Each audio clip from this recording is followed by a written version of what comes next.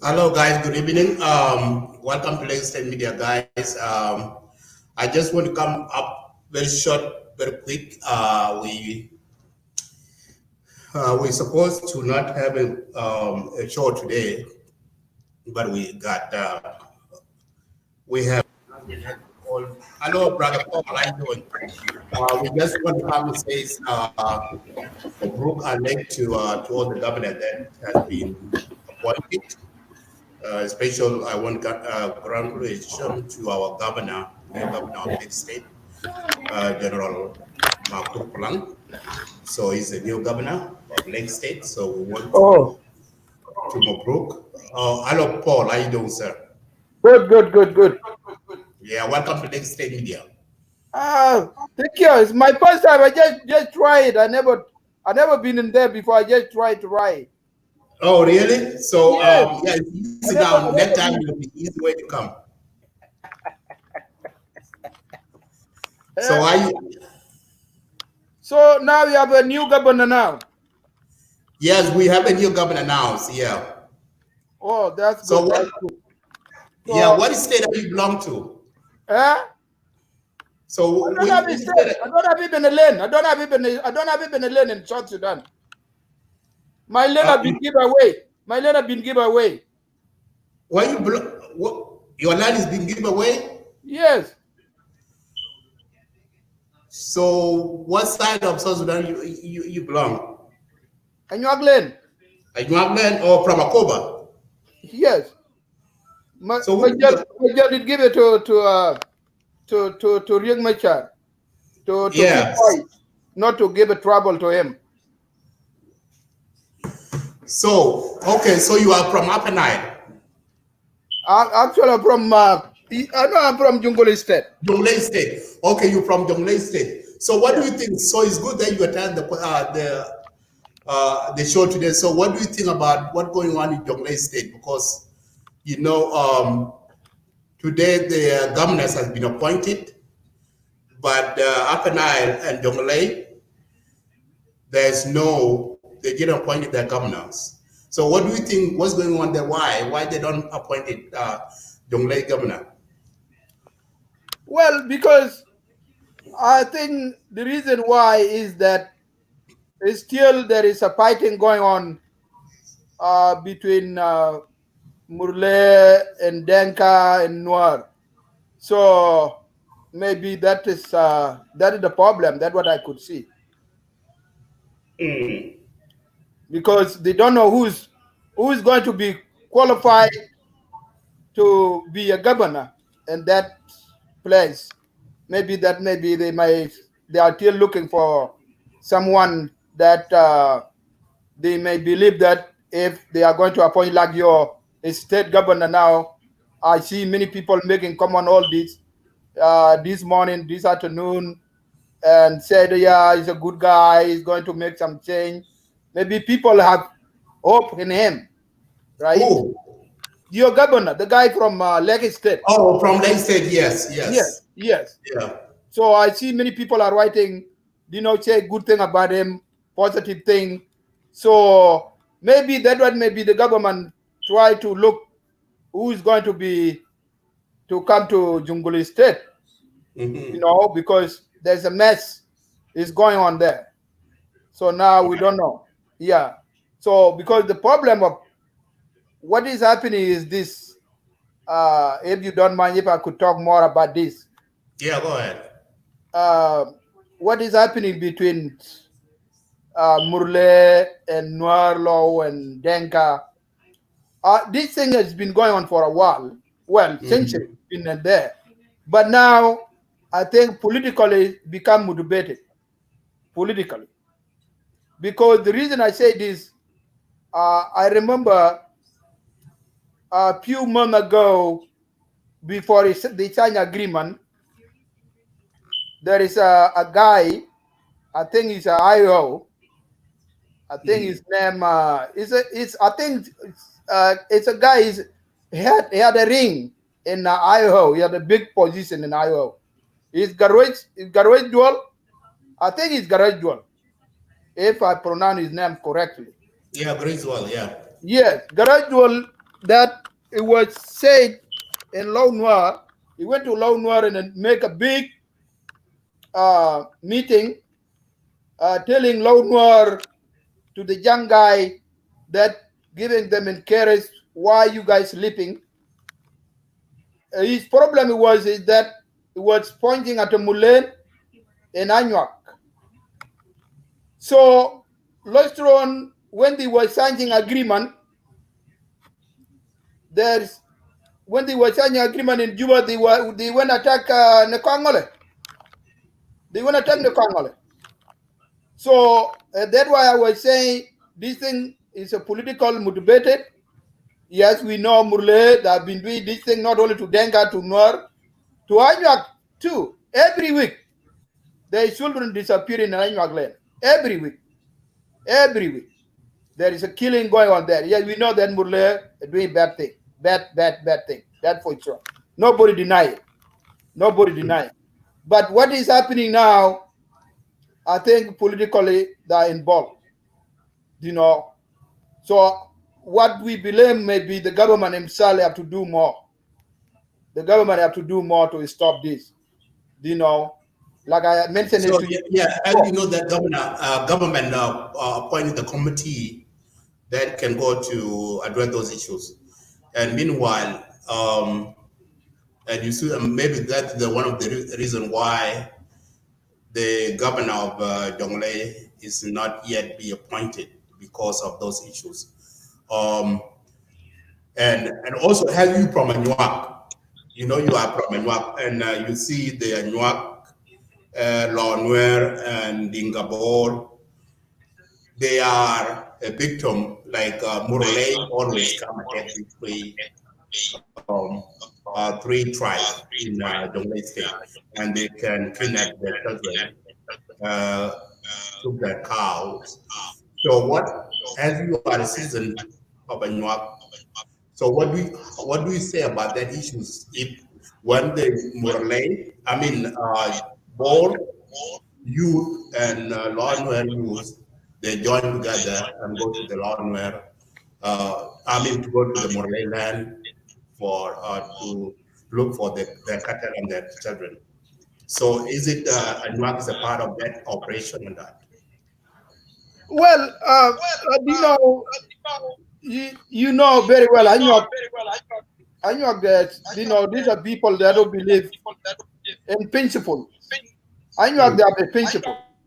You know, they are ruled by king and sheep. You know, so they are not violent. They are not violent. But it's bad that the people that surround with their neighbors is happen to be a people that who don't respect the rule of law or other human behavior. So right now, yes, you're right. INUAC could make a decision whether to join, whether they join other part, whether they join the other group or they join Murle. They have to make a decision. But because that's what they don't want to do, because they don't see that it's necessary. But in the same time, they are a victim. At the same time, they are a victim. Every week, there are 5, 2, 3 annual children disappearing. But those kids are not coming back. That's what they have to know. Those kids are not coming back. So if every week there is 5 kids is disappearing, so if you do a math in a year, how many kids are disappearing in Anyuak? It should be many. But they still stay, they don't do anything. They don't go attack Murle, but Murle is still coming attacking them, but they are not doing anything. They are taking their children. And their land have been taken here, So now for more than many years, I believe you've been in the movement. Mm. So since 83, they never been in Akobo. Riek Machar Mega Kobo is a base for IO, which IG also agree with that, which is wrong. Because the policy is that if the government move there, then Anyuak will move in. So the only way to keep Anyuak out, let IO be a base for IO, then they could go terrorize anybody they want. So we are very upset with the government what they did, because there is no way you leave IO here, you go to Nasser, you go to Pagak, you go to Wat, you go to Ajot. Well, you leave these people here. So that could tell you there is something. Maybe IG also, they are happy let these people stay in Anyuak land. So now Anyuak, they have become homeless. But Anyuak, they are not homeless. They have a land. Who is the homeless? They go fire. Yeah? The people who grab the land. These are the people, because somebody grabbing somebody. So who grabbed Anyuak land? I didn't Your get that. friend. Who grabbed Anyuak land? Your neighbors. Our neighbors. Who are my neighbors? Lone War. I'm from other side. I'm from Lake State. Well, I thought you guys sharing the same river. Yeah. So which are our neighbors? I have a lot of neighbors around me. Lone War. Okay, Lone War. Okay. So had that issues of the land, and we know that Anyuak is one of the tribe, because Jonglei had the 6 tribe. Right. That's around Jonglei, and Anyuak is one of that tribe. Right. And if now we are going back to, now we are on the 10th state. We go back to 10th state. Right. So the governor now has been appointed by Salva, one of the Israel government will have appointed is Salva. So, and now they are on hold right now on that. So what do you want to see the new governor of Jonglei, if they appoint later on? What do you want to see the new change from new governor? Well, what we want to see, that we want to Anyuak to go back to their land. Oh, what happened? We want Anyuak to go back to their land. That's what we want. What happened? That's what we want. We want Anyuak to go to their land. That's what we have been asking for many years. But the government is not listening. The government is not listening. Even this committee who was appointed last week or this week, they don't want even Anyuak to be there.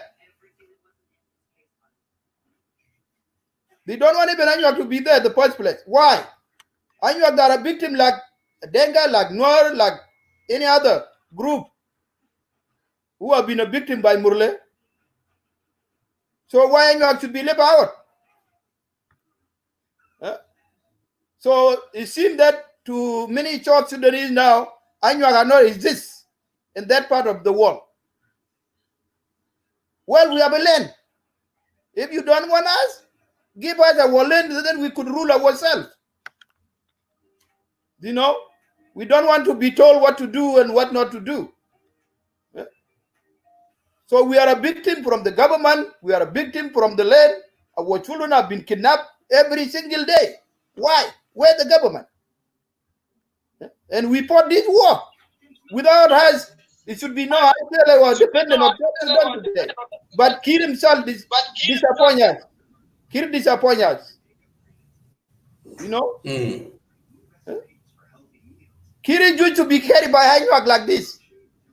But now he don't even see. Even somebody asking him, he said, no, akuj they no mo nya nyuaga toton. Anyuaga to Ethiopia. Why? How? But we have but like a Nuak Ethiopia and we have a Nuak South Sudan. So you guys have. Why the president deny us? And that's why we are waiting for a boat. We say let the democracy come, and then we will say where we are going, where our boat is going to go. You know, whether we are going to vote for the devil who can give us anything, we could vote for. Then go vote for 9 men. Okay. Thank you, Dr. Dengi. Welcome to State Media. If you can respond, go ahead with if you can respond. I'll be back very quick, Dr. Dengi. I will be back very quick. Go ahead and respond to Okay. Thank you. Thank you, Madit, and thank you, viewers. And thank you, Paul Ochala. Yeah. Mr. Paul Ochala, how are you? Good, good. Honestly, I like your talks, but before I get into that, I just want to say I want to congratulate myself. I'm from Northern Bahr, Thank you. So welcome. It is a peaceful state. We don't have any problems. In our state, we don't have problems whether he's a devil or a peaceful man. As long as our son, we don't care, because we don't have all these issues. Yeah. Yes. We don't have all these issues of land problems, communal problems and politics problems. No, we do have politics, and then the word politics, but not the fire one. So that's a good thing. So I would congratulate myself for the new appointment. Well, it's not actually a new governor. He used to be a governor anyway, of a Woolly state, but when the state was divided into 3. So, and for us, it was okay, whether it was the former governor of Woolies or former governor of Lawless State or former governor of Woolies, doesn't matter. It didn't matter with us. Whoever, come up there, so they don't really make any difference. So it didn't matter with us. So otherwise, one thing that I just want to make a few comments here about your point. Right. You have said right, yes. Even myself, I feel sympathized that the people of Anyuaga they have been have not been represented in the government. I understand that since the foundation of the country, and we all know the contribution of Anyuaga to the movement is undeniable. Okay. But there are a few things that we actually sometimes, because most of my friends are Anyuaga, I used to live in Minnesota, and I love people of Anyuaga, the people who saved my life to become who I am today were Anyuaga, okay? And we'll get to that history. It's something that I love Anyuaga, particularly. So, but the problem when you talk about Akobo was actually occupied by Nuer even before the independence of South Sudan, even before the Civil War. So when you try to blame the IG for that, I don't get it, because it was actually even Anyuaga was even driven out before even before even the CPA of 1972. So I don't know if you know that story. No. Then, Dr. Deng, no. Go back to history. 1972, Anyuaga was there. 1980, Anyuaga was there. 82, 83. 83, that's where the thing get watched. 86, okay. That's completely. 83, that's where they move Anyuaga from there. They just moved them. Well, they did not leave. Okay. Well, I'm not going to pose that a lot because I don't know that part. But what I know so far from what I learned is that. But you expertise, you're from that area. That's okay. But here's the problem: if Anyuaga land, which is Akobo, which I understand, yes, is a Anyuaga word, even where they know that Akobo used to be Anyuaga people, but they changed the way. I know that history. I learned about it. Okay, but the problem here is the government would not come back and say, "Hey, you people of Nuer Law, we've been here maybe 10 or 40 years, whatever time they're there, chase away Anyuaga. Okay, you go away and go back to where you come from." It's going to be very hard. It's going to be another problem. That's the number one. Number two, remember, Akobo now is absolutely occupied by thousands of Nuer. So it is not easy for the government to tell them move. They already even claimed it as their land. Okay, so that's tough. That's the one part. But should we allow land grabbing? No, we should. But I don't think that government can do anything about that, because that would be a different war. Now, coming to representation in the government, one thing that I have never seen, and I don't criticize. This is not critics. It's something I don't know. I have never seen any politician, any person that is a political figure from Anuak people. That's even one thing that I've been asking. And you cannot expect the government to come to your village and say, hey, come and have this one. That cannot happen. It is you to rise up, okay, to represent yourself in the government. But I have never seen any political figure that comes from Anuak. I'm going to give you an example of myself. I came from a village called Makwai. Okay, it's one of the largest village in the world. But we don't even never had what they call Payam representative. Okay, and the reason being is because we do not have a political figure that could speak on our behalf. Maybe if I go myself, okay, we do not have at all. But if you go now to the government, you find that very small areas are represented the government because they have a very well-rounded political figures. So I would challenge the people of Anuak also to make sure that you cannot get anything from someone unless you work for it. Even Bible says that unless you bring yourself up, like you yourself now, who know the history of Anuak, who know the grievance of Anuak, you need to go and advocate, okay, on your people, so that you also become up a good figure that represents Anuak in the future. Let's forget the past, but the future is still ahead of time. So that's my suggestion about Anuak. Now, when it comes to a time of appointment, I do believe that you've been participating in Buma State, or what is currently called now the Greater Pibor Administration. I usually know that. I usually know that you have never become a governor, but I usually know that you are part of being a deputy or something like that, from Anuak. So now, this is how you can build yourself to become a political figure. Okay, so you start from that way, and I do believe that if you build yourself and become political figure, believe me or not, in next 2, 5, 3 or 2 or 5 years, you will see a representative in the government, and that is any kind of government. It's not just the government of South Sudan. Any government in the world, if you don't represent yourself, the government will not come and say, because the positions in the government are very few, and the people demanding for the position for the government are very many. Okay. So in that way, it is you, people of Anuak, okay? You are beautiful people. You don't violate. I mean, you don't have violence. It's something that people know in South Sudan, unless somebody who has lived to a land or Anuak. But somebody who stayed there for some time and I walk across it, we know you, okay? So you can make a good leader out. The problem, you don't speak up. Speak up. You can't just wait. That's my advice to you. So if there are politicians right now in the government, the people government, help them, let them come up. Believe me, if you have a very thoughtful political figure in South Sudan, it may become president of South Sudan, because South Sudan right now mindset is changing. It's not about your tribe, it's about who is going to bring the services to the people. So this is now the mindset now people have today. So I totally agree with you with your grievances, I know, but you have to, as people of Anuak, you have to bring yourself up so that people can see you and people can help you as well. Okay, so that is my advice to the people of Anuak. Now, when it comes to the appointment, I would like to congratulate Lake State, for the appointment of Makur. That guy is a very faithful guy. He's a very, he's a very kind guy. I don't know if he's going to change, but from his character, he's a great guy. So congratulations to his appointment.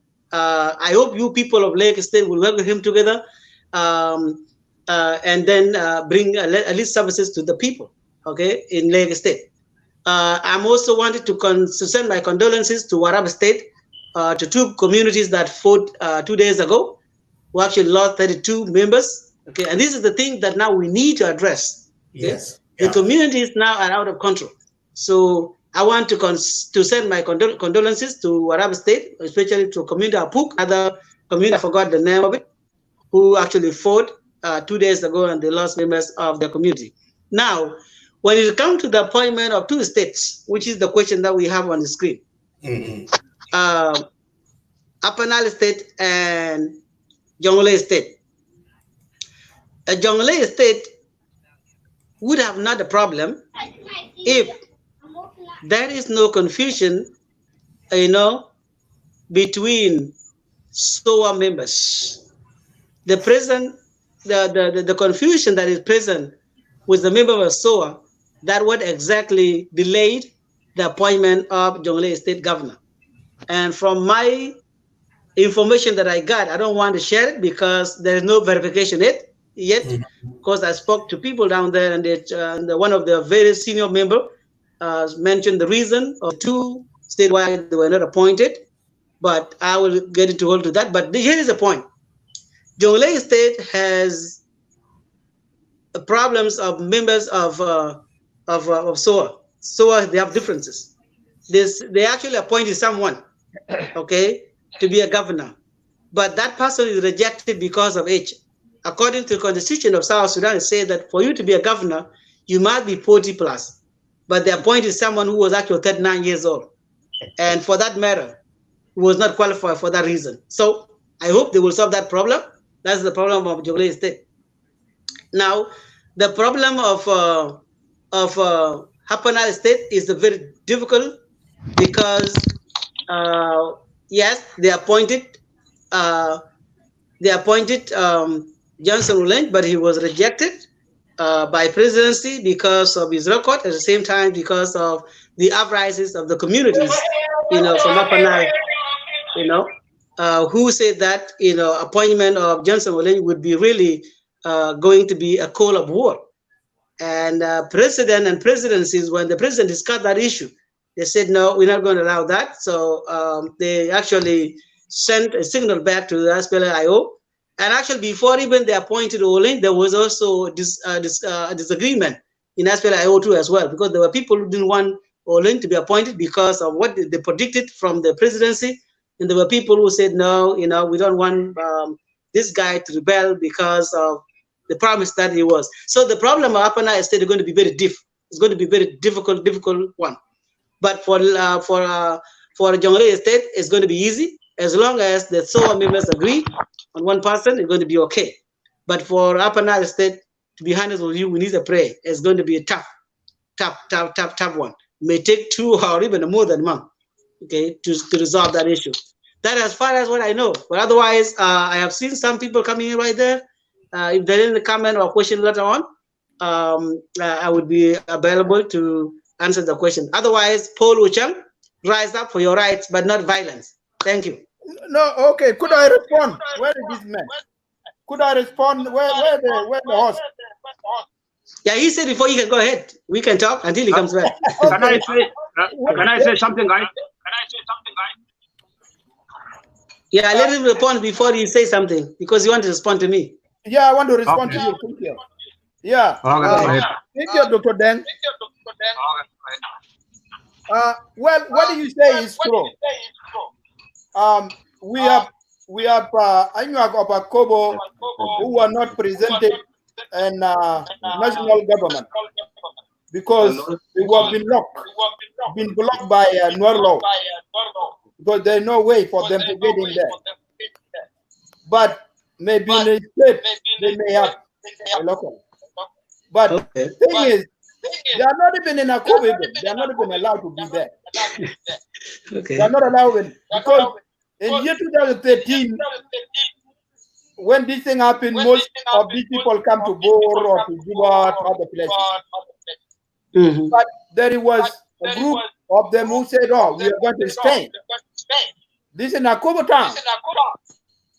I think that includes children, that 30 of them. But these people, they were killed at daylight. Where the representative and the national government is talk about it or asking for justice, these people should be brought to the justice, is nothing. 30-something people die with their own wives and the children until today. No justice. So now you can see this. So the people who are in national government may be people of Ochala. People of Ochala, because they are sharing the Goma state together with Murle. These people, yes, they are there. I think they are 2 or 4. But we don't know what kind of role they have. You're right. The problem is some of these things we don't blame the government for sure. You know, you just nail it. There is some people there, we don't know what they do. We have people from Ochala who are in national government. But in Akobo side, no. That is they're nothing, nobody there. So the people of Ochala, representative of Ochala, we don't know what they are doing. We don't know. But that is not a government fault. That is true. And when you come to Goma State, always the governor should be Murle, deputy Zanyak, the governor Murle, deputy Zanyak, the ministers, all Murle, maybe only one Anyak. So you see this now is local, not even national. But they don't even still talk. You know, even this crisis of kidnapping children, they should address it. They should address the national government. Look, we were in the same place. We live together. Why would you come again and kidnap our children every day or killing us? You know, these are the things that they have to work on. You know? Yes, in the case of Akobo, what you said, okay, no, now, there is very hard for the government to say, let law move out from there. But are you telling me that if Chinese, 1 million Chinese tomorrow moving to South Sudan, so South Sudan cannot say anything because China had a billion of people who cannot fight them? No, I don't think that is so. It is the responsibility of the government. It is the responsibility of the government to take care of every citizen. Whether you are one tribe in that land, there is nobody can come and march and wipe you out in your own land. Well, there is the government. You know? So there is no excuse whatsoever for the government to say they cannot say anything to the lone world. Mean that then the government have nothing to do with this. You know? They have to say, look, we know you used to come to raise your cattle in that place, but now it is time you have a country, you have a law, please, you respect these people and go back where you come from. Otherwise, or live peacefully, don't kill them. That's what the government should do. But by the government saying, oh, we cannot do anything because these people are too many, we are going to mean that the government are afraid of what? That is the problem, and we know this. That is exactly, you got the point, and we know this. The reason why the government cannot say it because they say for giving a code to low war, then the Nori will keep quiet. But that's not the case. Nori cannot keep quiet. Even if you give the whole Anyang land to Nori cannot keep quiet. But the government have to do something about this. If the government is not doing this, then he's telling to Anyang, go get a gun and fight. If that's what the government wants, well, that's good. That is a green light for us. You know, because in South Sudan, everybody carrying his own law in his hand. So we can see this, that's what we are going to go now. Thank you. Okay. Yeah, go ahead, Yeah, thanks. Well, I don't know, Paul. I don't believe that the government is giving a right to grab the land of Anyuak. I really don't believe that. But remember, the Lueno area, I mean, Akobo has been actually held by the Law Nuer even in 1991. Don't forget that. So, and this is a stronghold of the IO. So it's not a part of government. To be honest with you, there's a strong IO that controls that area. But I don't know the history very much. When were you there and when were you driven out? So I think Latjor is from Upper Nile. You would make correction about that. So I don't want to spend time on that one. But I don't think the government really want people to die, or government is afraid with land. I mean with people in Akuba. Remember, if the government is fighting a community, that is genocide. So and the government doesn't want to do that, and that's a big problem. But I think I will give a chance, maybe Latjor, to correct that. I don't know. Anyway, I can't spend time on that. Thank you.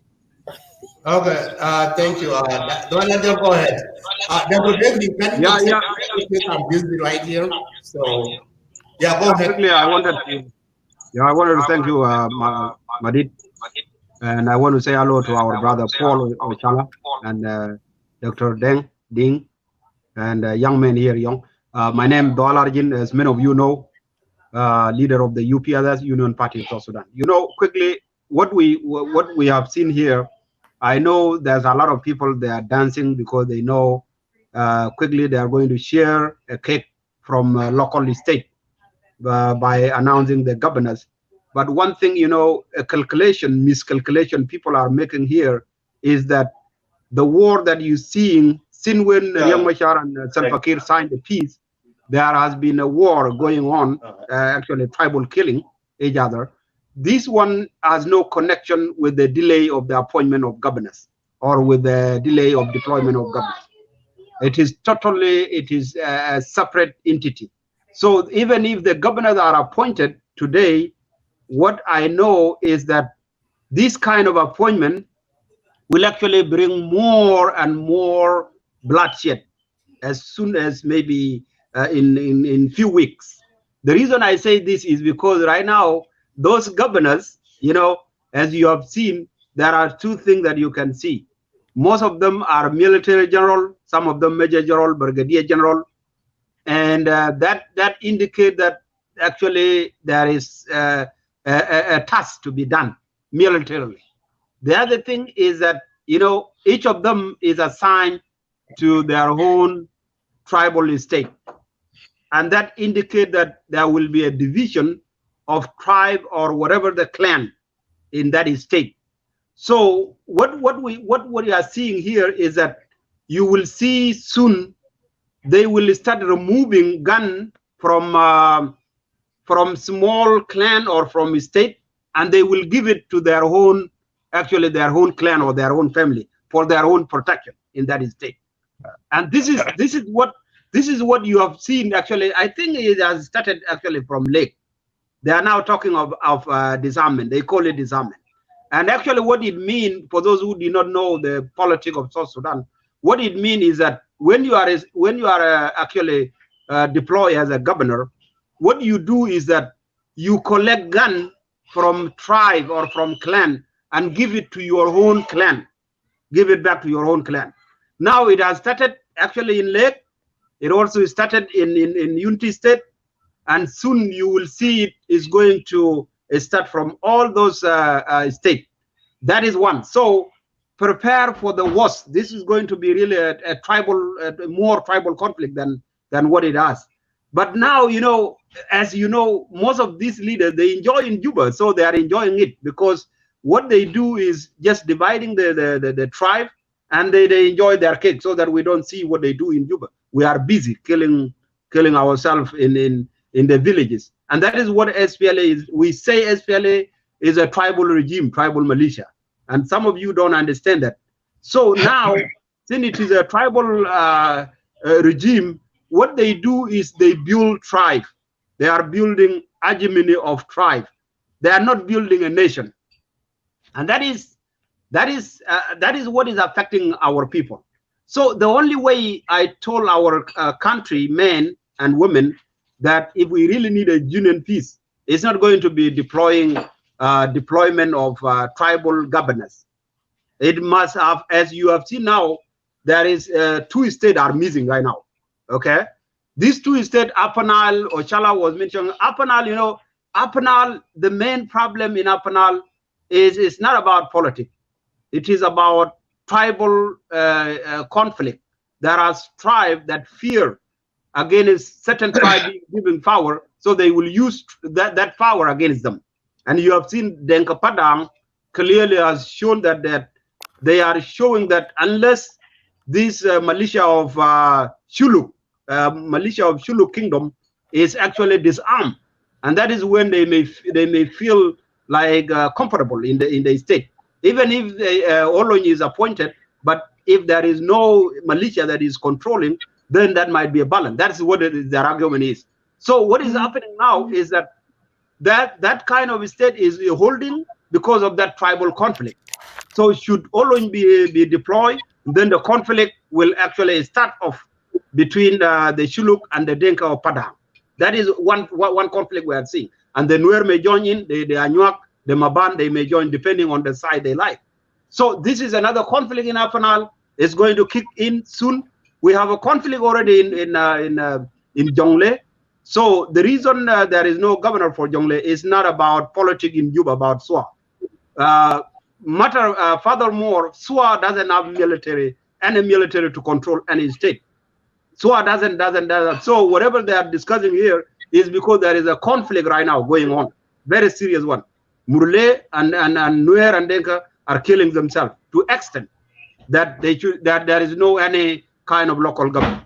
So now, this war now of this tribe, they are trying to see whether to assign what. And the Denka and the Nuer have united now, allied together. They are demanding even the administration of Murle or Bibor be integrated back to the greater Jonglei. That is one thing of the demand of these two tribes, because they are saying they are seeing separating Murle from the Nuer and the Denka is going to be a threat to these two tribes, because any other militia can arm those Murle separately and then will be against those tribes. So that is why there is a delay. You guys, you have to see this clearly. Otherwise, you will miss the point. So our country, to go forward here, what the leaders in Juba and what our people don't understand about the conflict in South Sudan is that we need what we call tribal reconciliation. There is no other way that to stop the war in South Sudan. And when Kiir and Riek Machar started from last week, started like establishing a committee on this tribal, it was a good start, but it was not inclusive. So it has to be inclusive to start this tribal dialogue, tribal reconciliation, so that this tribe can solve their problem. Because the problem of South Sudan is not about government, it's about tribe. As even you see right now, the Nuer and the Denka of Ruweng, the Ruweng will be resisted. It will just be administration on paper, but in reality, nobody will recognize it. So unless if they encourage war, so there's a lot of things going on tribal now. The tribal war actually has already ignited, and I think it will be worse than what we have seen. This is what I'm seeing. So my appeal to all the entire South Sudan is that we need quickly to address the real root cause of the war. Let us not try to play a game like those who are in Juba enjoying the blood of our people. Let us solve the real root cause, which is tribalism. And tribalism is the one that's causing all this tribal war. So yeah, yes, Madit.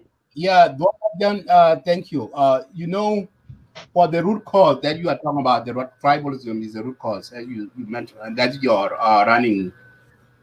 run platform that you are campaigning for. Yes. But you know, the root cause, like right now, is be like almost 4 months or more that there's no governance in the state, and you see how spread the violence was across the South Sudan, because there was no state governor, and there's nobody controls us.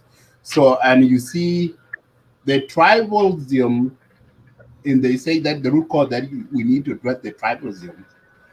So the state that South Sudan is in right now, I don't see the point that right now, let us build in the peace that has been signed between IO and government, and the other outstanding rebels that still not joined the peace.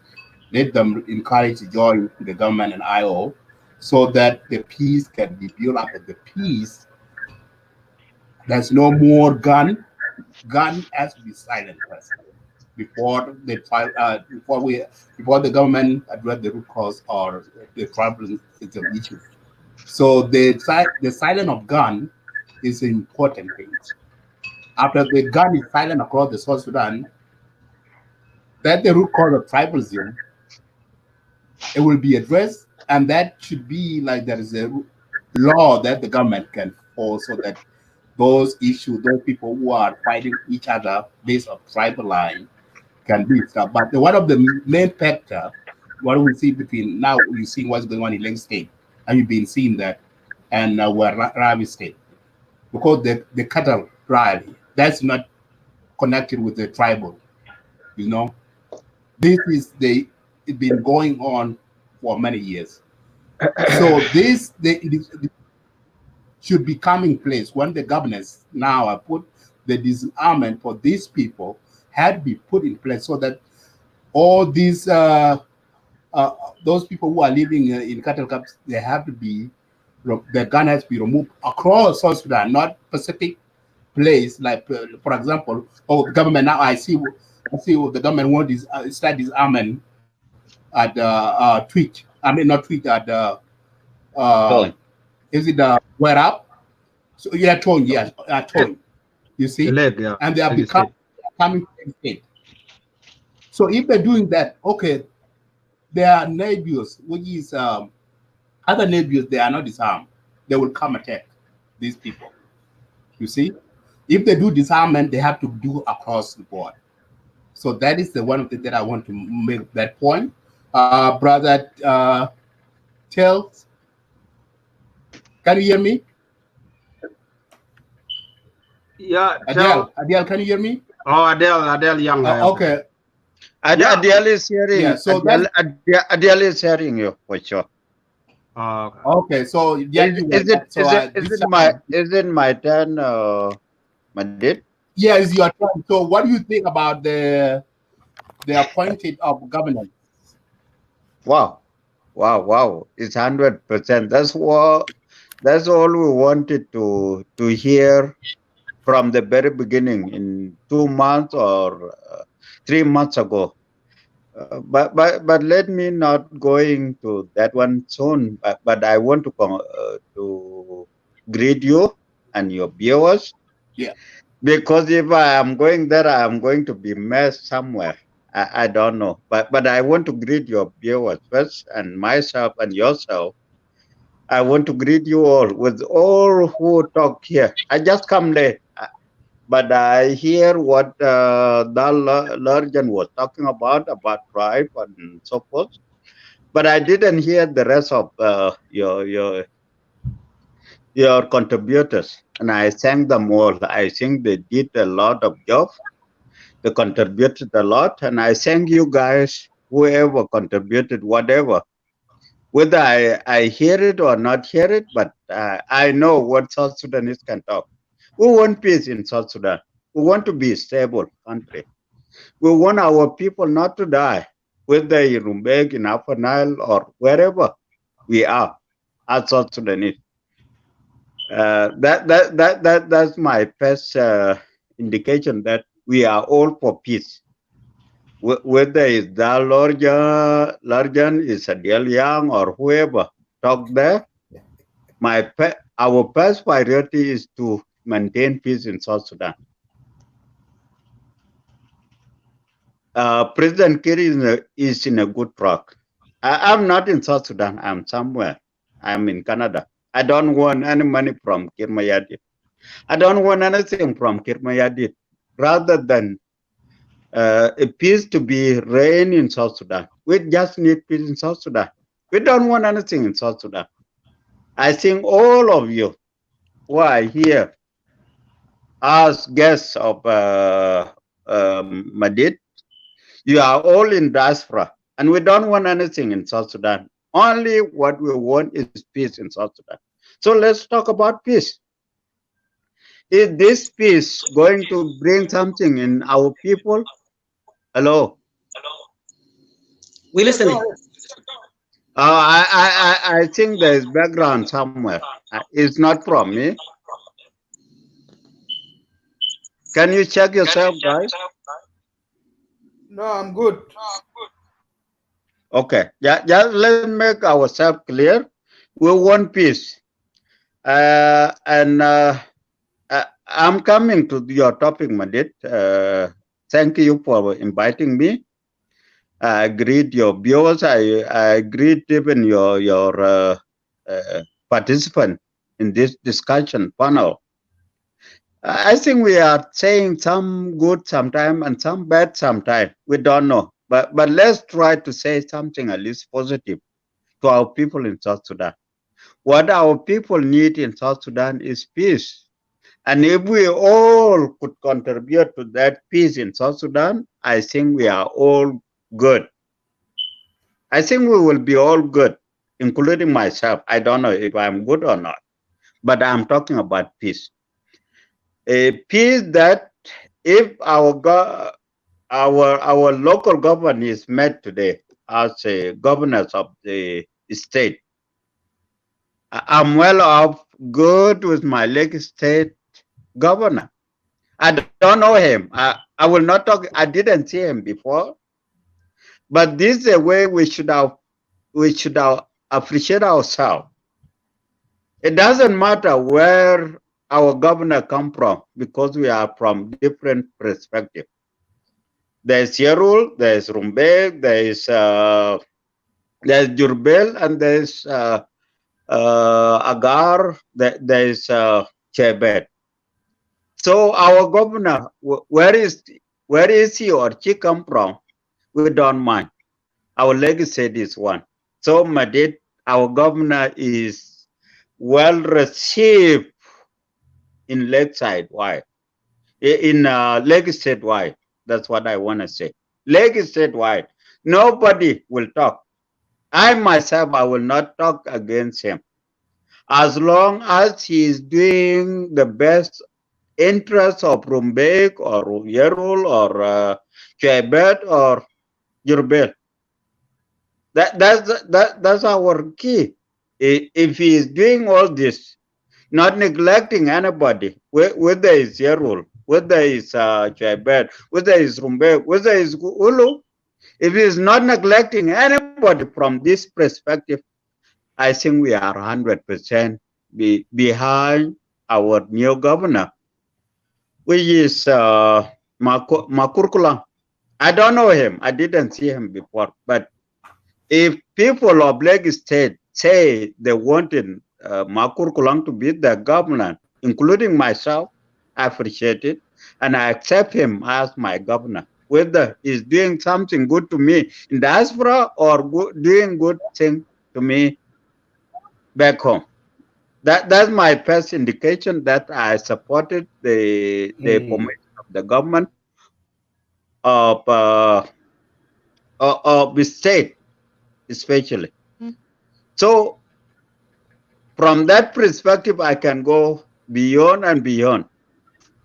Local government or state government is very important in our country. Just wait for me. Yeah, and it's very important. With the absence of the state government before, our people, just wait for me. I listen to you. Our people kill themselves.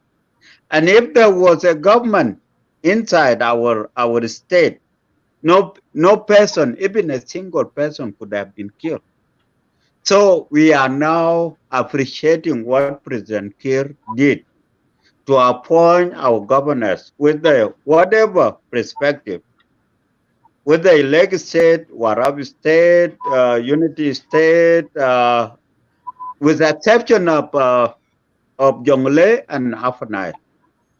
These two, I think I will talk about them later on, but the 8 appointment, I really appreciate them. Whether they are recycling the same people who were there before or not, but we accept them because the absence of the governor in the state, whatever for a given state, if it is the absence of the governor, there will be a lot of problem. And I think now the formation of the state governors, appointing them to their position is good. That's what I appreciate. I appreciate the Lagos state governor. I appreciate all the other state governors and the Abia and Rurueng state and Rurueng what do you call it? Rurueng administrative area and Mole. Okay, and Abia and the other one. So who is talking? So I appreciate whatever President Kiir did, forming the local government and the government of the state. That's all I can say. If you have any question regarding Malakal and maybe Jonglei, I will answer it. But I got answer for them. Yeah, thank you, brother. Yeah, because as we are from Lake State, we need to be focused. The day ahead, I will try to do the show Pacific focus. Okay, brother Agar, there's a link there, brother. I need you to join the show. I see you join the show today. I want you to click the link, and then you can be able to come on the screen. For the next on the weekend to come, I will be hosting the show specifically to address the issues of Lake States. Amen. And all son and daughter of lakes, we will join this show, and I will be hosting that. The other topic that come up concern about South Sudan, Bol Makur or Peter Ken will be able to hold that. But me, from the next 2 week, from the next week and ahead, I will be spoken of Lake State to address the issues, the issues going on in our state. Because right now the new governor is coming. Because the new governor is many people say that he's a very good person. He never. We will try to reach out to him and to address the issues going on. Because as you know, that 2 days ago there was. Okay, just let me cut you off, Madit. I just want to talk about the Upper Nile issue. There is no place in South Sudan that have more problem than Upper Nile, because Upper Nile got a ethnicity. They got Maban, they got Cholo, they got the Denka, and there are previous issues that scare people, and even the people of Lagos State. We are not people of Upper Nile, but we scared about certain reason. Let me say, maybe there are people here who are from Upper Nile. I don't mind, but I will speak up my mind. If something is not good, we have to point it out. This one is not good, but we don't have a decision to make. We will say this one is wrong, and this one is good. So I want to talk about something bad in Upper Nile. If something happened, you know, this history of people. Madit got a history. Are you hearing me, Madit? I'm talking. Yeah, I'm hearing you. Yeah, go ahead. You got your background and you got a history. If something good you are doing before, or something bad you were doing before, that thing will reflect in your future, whether today or tomorrow. It will reflect. That's what I want to say. So if President Kiir or Young Machar wanted to appoint somebody with a history of bad, all this bad, can it make South Sudan prosper? We just need, if a Lagos State is stable, that will participate in the stability of South Sudan. If Warrap State is stable, it will participate or will bring something to South Sudan stability. If Upper Nile is stable, that will bring something positive to a stability of South Sudan. But if we appoint somebody with a history, a bad history, I don't mean just a history, a bad history, to the government of a state by itself, where there are so many tribes involved. And that's why I appreciate Makur, because it doesn't have a bad history. I appreciate him and I support him, right? Not because he's from wherever, from Denga Liab or from Denga Rumbek or from Denga what. No, that's not my character. But if you are doing something good, that can be appreciated by Morley, that can be appreciated by Denka, that can be appreciated by Chiluk. Name them, all the 65 tribe of South Sudan, or 64. If you can get that contribution of people or tribe contributing to you positively, that you, Mr. X or Y, you can become a governor or a president of South Sudan. That's what we are appreciating. So the question of Upper Nile is in dilemma, and we really scared. We really scared if somebody that cannot keep people together, people of Upper Nile together, people of South Sudan together. I don't mind people of Upper Nile. If they don't want to go together, it's up to them. But we need something that will bring people of South Sudan together. So, Mr. X, we need to be appointed in Upper Nile like Johnson or Lloyd. Can I trust him? Can Madit trust him? Can Mr. X or Y trust him? If we don't trust him, why we bring him? That's my question to you guys. If we don't trust anybody, it doesn't matter. IO is a South Sudanese, it's okay. There's no problem with it. I can appoint whoever he wanted, because IO is a South Sudanese organization, is a South Sudanese political spectrum. It's okay. We don't have a problem with it. We have a choice to choose whatever party we want.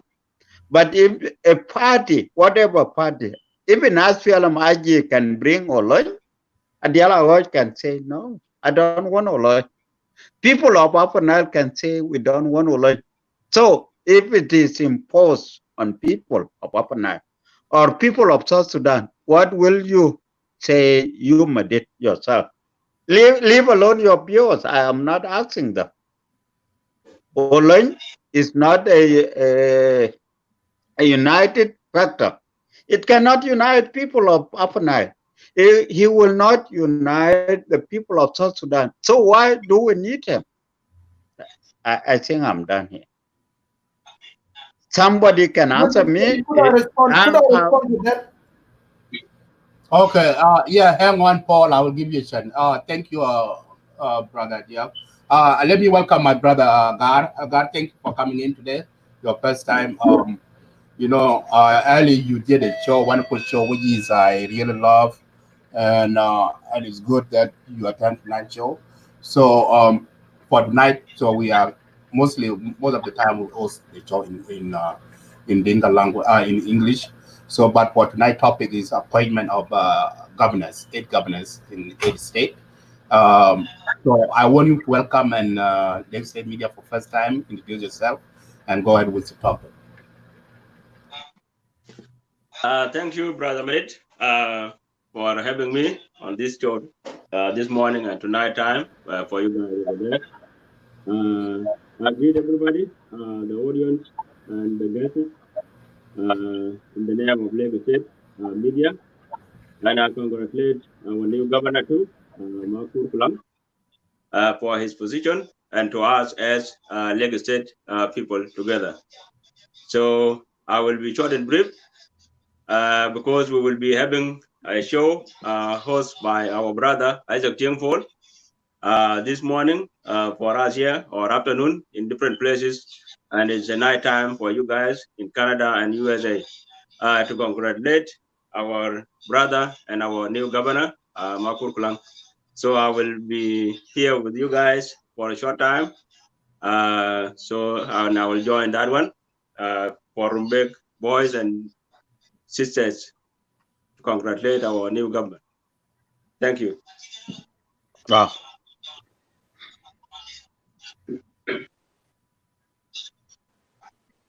We are not hearing you, Madit. I'm not hearing you. Even me too. Yeah, I am mute myself. Sorry about that. Yeah, thank you. Thank you. So yeah, I will let you go and join that show. So as you and I and Mary Nibol and Mabany and Adele is here. So we will be talking of the issues like starting on the weekend. We will arrange because your time and our time is different. We will see what time is best so we can put the show regardless about Pacific. We can focus in Lake State, what's going on in Lake State. So and we'll be doing that show weekly. So I love all of Lake State son and daughter to join us at Lake State Media here, so we can discuss those issues because it's the time for us to come out in public to speak what affect our people back home, what we people of Lake State in diaspora can do to stop the violence been going on because our state has been one of the states that bleeding for so long. We have to step up doing this. We need to raise our concern to the new governor too, how we can work together with them so we can bring this crisis to an end. So thank you again for coming in. And now you know that how to lock it in. And sometime I will even want you to host the show for speak about it. If you want to do a GAR show, invite a GAR, I will make you to access to the church, how to join the show, and then you can host the show. Madit, I'm not cutting you. We have a conversation. Just allow me 1 minute only. I'm not one to talk more. We Okay. make a conversation with Agar before that we want to join a legislative media with somebody to be permanent there. Me and Agar with other people we talk.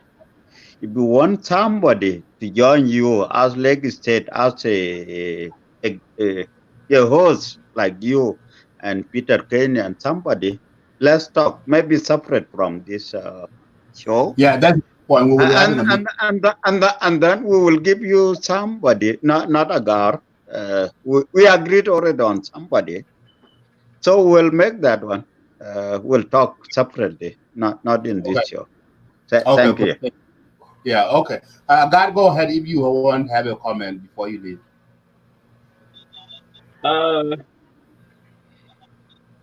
My comment will be according to the understanding of the topic. Your voice, Agar. Okay. Can you hear me now? Yeah, yes. Now. Okay. What I can say is it will be just only advice because I just came after you guys started already. So maybe I will be missing some points and some people have been spoken already. So I will just put as an advice to all of us, which will be coming from us as legislative media.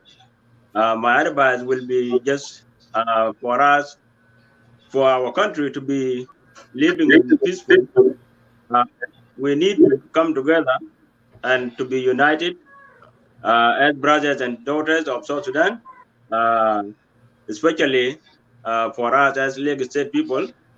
We need to build our state, and the same thing goes to Jonglei, Upper Nile, Eastern Equatoria, and Northern Ghazal. So all the state, we should be focusing about how to develop our state or our country instead of dividing ourselves and talking against each other.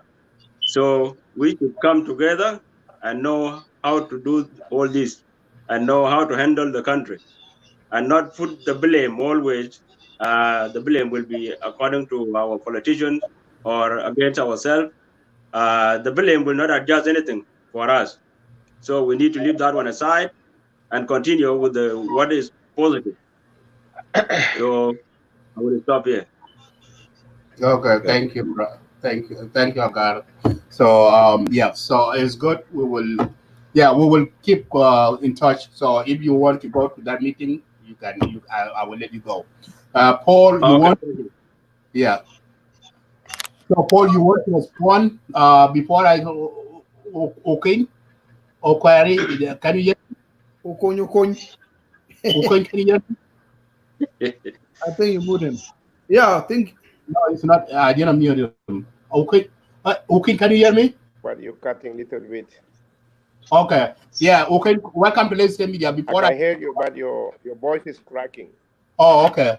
Now, can you hear me? I can hear you, but your voice is cracking. Can you hear me? Yes, we hear you. Yeah. Yeah, we can hear you. Yeah, let me give you a floor because you go ahead. Okay.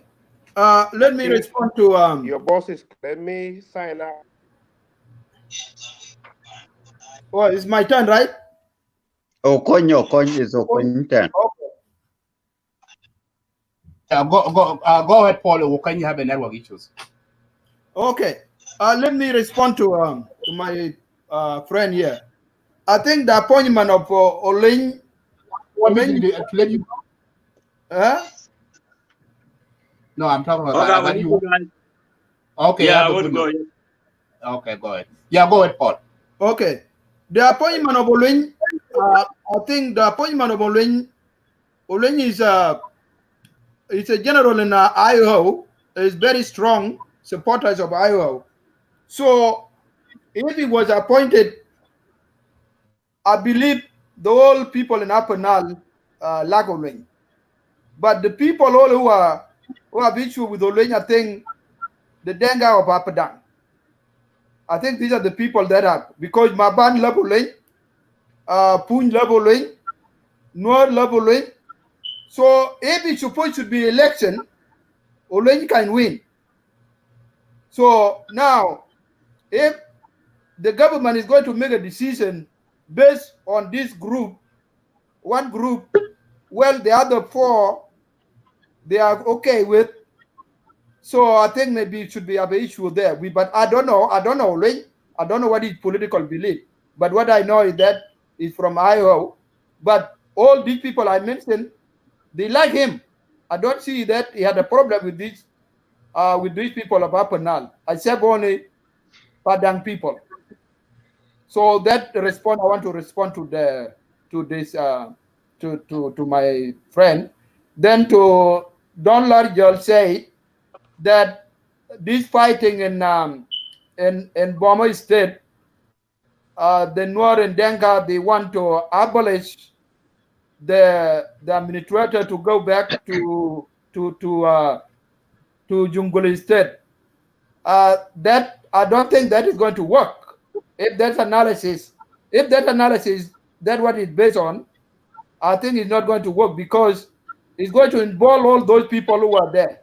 They are going to involve Ye, they are going to involve Keshipa, they are going to involve Anuak. So that is going to be a bloody war. So I don't think that's what these people want to go. Because this war, it looks like the civilian people are fighting. It's not a politician involved to take the administrative back to Jonglei State. I don't think that is going to be a good idea. So that is a point that I want to make for that statement. Okay, thank you, brother Paul. I will let you go. I have many lined up. Okay. So I will let you go. Another new people up. If you have a question later on, I will bring you back. Before Paul go, Madit, I just want to let him know something. Can I? Yeah, go ahead. Just maybe in 1 minute. It's okay. Yes, general population of Iowa like Johnson Oloy because he fight on their behalf. That's right. I will not deny that. This is the fact. If you are a general in a system, that possible they will like you mostly, 100%. No rejection about that one. But there are other conditions. Before Olen joined the IO, what did he do? That's the question here. Johnson Olony, he was somebody rebelling somewhere before joining the IO, and then observed in South Sudan in the agreement of 2013 or 2000 whatever. He was observed as general, big general in the SPLA, not in IO, and then he was given something big post. Sila Kabir, Wadolo. And then people of South Sudan were intending that you should fight our enemy, our common enemy. Our common enemy is not Nuer, is not Denga, is not whoever. He was about to fight the Arab. That's what we know. And he was given every post that South Sudan have, including all the power that was given to us by our allies. I will not mention them here. We have allies, big, strong, and very strong weapon, including the cars or the machine which could go on the water. We give it to Olony, and then Olony turned against South Sudan, and he shoot and he killed a lot of people from South Sudan. I will not say it's Denga, I will not, but South Sudanese. He killed them with all this machine. And now you want to come today and then convince me that Olony is a good person and he will be given to rule the country or to rule a wilaya like Upper Nile, which is very mixed with Cholo, Denka, Nuer, Maban, name them. How can you convince me for? Well, Somebody doing that one against his own people. The South Sudanese, he was given a power to fight the Arab or to fight the North Sudan, and then he turned them against his own family, his own people, the South Sudanese.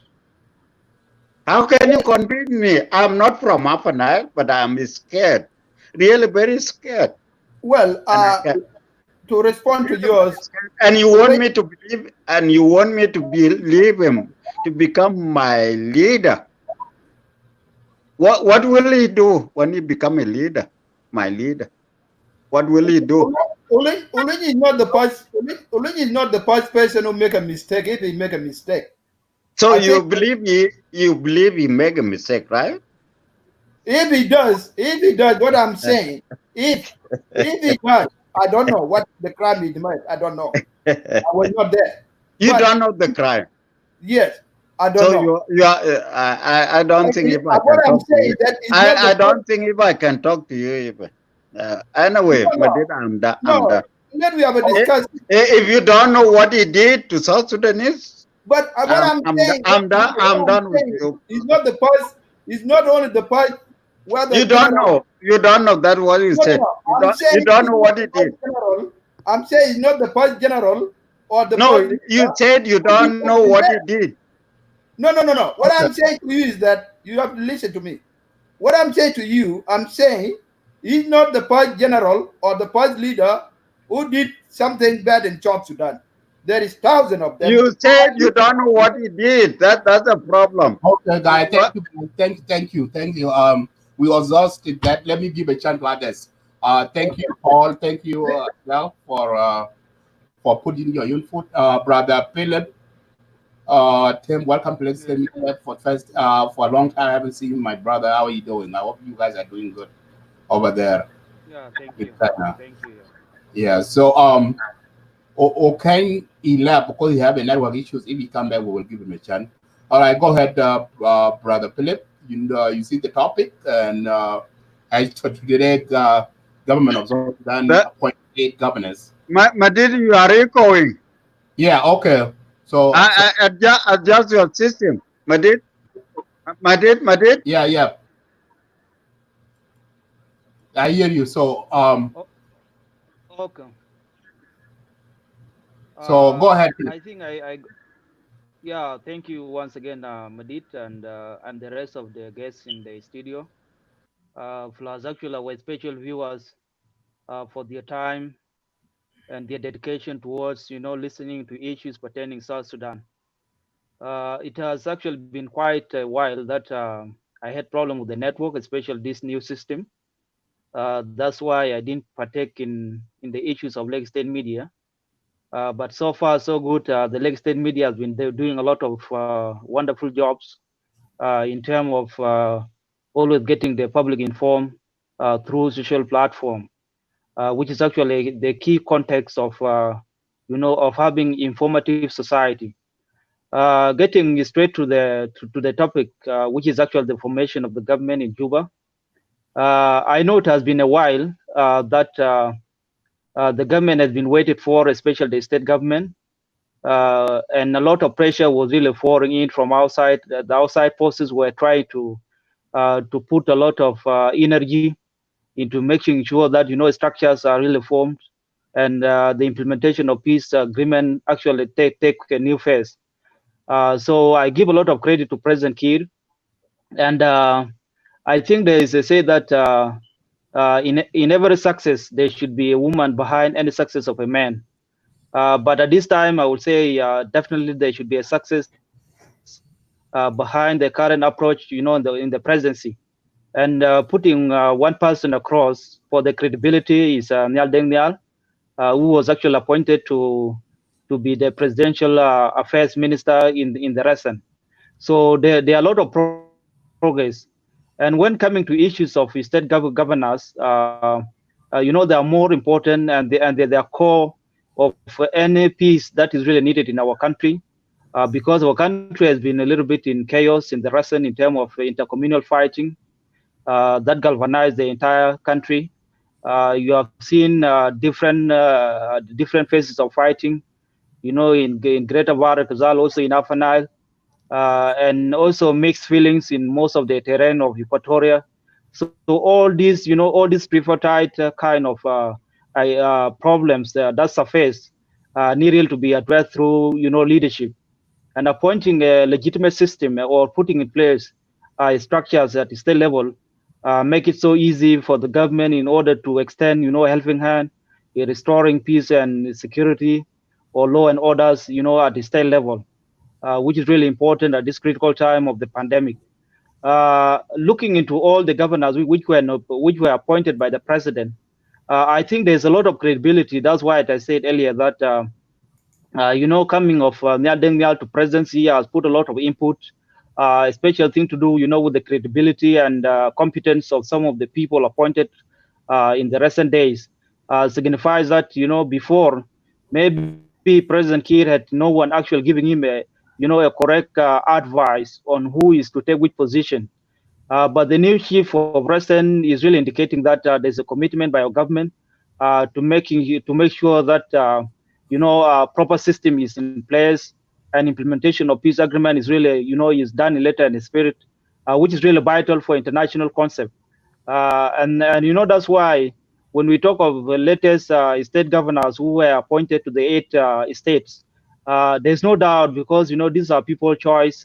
Most people express their feelings, in social media since the last few hours of appointment. There has been a lot of jubilations, a lot of excitement, a lot of sense that come from the grassroots, that the people nominated or appointed this time around are really, people that come from the people interest. Before, maybe people were nominated were through lobbying and a lot of procedures, but now President Kiir seemed to be a little bit giving a lot of space, in getting right people for the right job, and maybe through consultative with the community where they hail from. So there is not that kind of too much recycling of some political or political figures in the country, which we have witnessed for several occasions. Some people had been monotonously, put into a system while they're not delivering to the people that they come from, or the constituencies that they come from. So I really applaud President Kiir for all that, and especially also on the issues of the 3 administrative areas. They are more constructive, and if you look like the Pibor administrative area, the current chief administrator, he look actually quite calm. From the physical expression, there is a lot of sense of maybe peace will come at the end of the day to the people of Greater Jonglei and also to the Pibor people. because there's been a routine kind of things between appointment of chief administrators, like we see for the few times that Konyi and Mr. Kokonyi and Yao had been put in place. A few things had been done, but much need to be done for the people of Greater Pibor, because with these people, they need social services, they need medical facilities, they need development, they need education in the area, and there's a need for someone who is really more concentrating in addressing issues of Murle people. In order to avoid child abduction or intercommunal fight with the neighboring communities, there is a need to deliver to the people of Greater Pibor and getting the right person for the right job. So I can say that really there is a test to it, that President Kiir is committed to peace this time around, and all the nominated or appointed governors, they really suit for their positions. And I think it's the way forward in addressing, the current crisis in the country. So thank you. Thank you, brother Philip. It's really wonderful to see you again. And yeah, I agree with you. Let me ask you a question about it. As you are a son of Jonglei, what is the reason why? What is the delayment from the appointment of governor of Jonglei? Yeah, thank you once again. The delay for the appointment of governor of Jonglei, the same to the delay of the appointment of governor of Upper Nile states. These are issues that are seen in one hand or the other. They are not related with the community or the people of the states. These are political related agendas. These are political related issues. Like, for instance, the issue of Jonglei is solely in the hand of the SOA, which is actually the political group. This political group with allies has got a lot of differences, and that's why you see, recent when the appointment of the vice president, there were a lot of preconditions and a lot of misunderstanding within the camp that make it so hard for the leadership of President Kiir to appoint the vice president until the appointment was done lately, due to the misunderstanding within the political ground.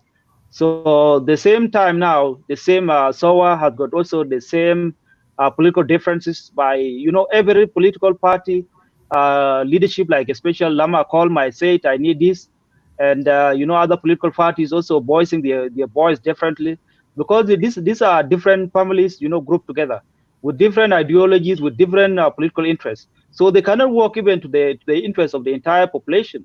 They work for their own interests. They work for for the upcoming election in 2023, which is actually most of the people and politicians are putting energy to make sure that they win most of the grounds.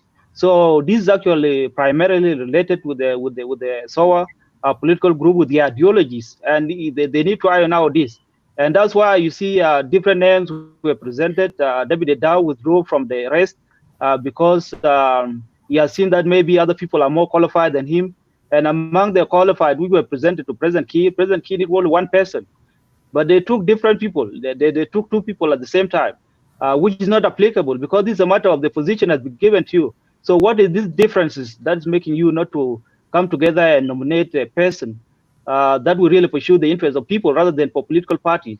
So the mistake is always with the SOA camp, and this will give the civil population a distrust between this political group called SOA, and the activities, because if we don't trust of them in them, like we, especially as people of Jonglei, if they are not so legitimate enough to be quick in decision making, also to to be of concern, and also to show some maturity, political maturity, because when you go against government, you need to have a genuine reason for going against the government or being an opposition party.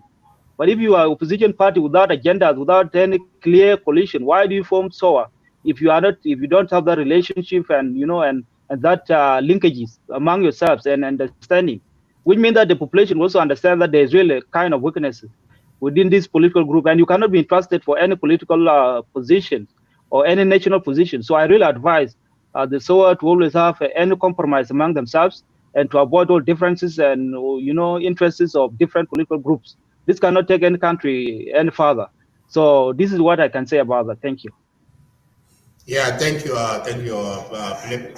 Dr. Deldin, thank you for preparation that. So if you have to put your last word in about the show in 15 minutes later, so go ahead. Well, thank you once again, Madit, for giving me a chance. But I'm going to actually respond to that. I know always that he said things and then ran away. So he mentioned a very few things Yeah, he left. again. Yeah, So he left. for some reason he didn't come First, back. respond to him. Yes. Yeah. My first response to his comments before, he said about the SPLA, which is currently SSPDF, that's calling it as a tribal army. You know, this is one thing I don't understand from politicians. And sometimes when you analyze something, you have to be very careful how you analyze it and how you want to say it. The SPLA, which is now currently changed to SSPDF, being called a tribal army. A tribal army means an army that is actually consists of only one tribe. Okay, but the SSPDF consists of all tribes in South Sudan. It's not just one tribe. Even though maybe certain tribes are majority in it, it doesn't qualify to be a tribal army. So I think really people need to be very careful of what they made comments about that. Another thing that he mentioned was about the committee that was appointed. That committee was not inclusive. I don't understand that from him because the committee that was appointed by his presidential order, actually went down to all the communities that are affected in Jonglei state, and they all, invited the chiefs in every area that is affected in Jonglei state and part of Upper Nile as well. And each community appointed representatives, which was announced today. I don't know if you listen to the news or not. So therefore, the committee that is going to address the communal issues, the attack of Dinka Board and Lone Youth against Mule and Mule against others. So it has been actually so inclusive. So I do not understand why I said that. He also said that the ruling administrative is not recognized. I don't know what that means. Okay, the administrative cannot be recognized by people. It is recognized by the government. It's the government that has the responsibility. The government and the people they're the one that are responsible. That one that recognize. Okay. Problem. But the truth is, the truth is, we need to bring peace. Our number one thing right now as South Sudanese is let's work on peace. Okay, peace is the most important one. Oh God, who is this, by the way? Somebody calling you?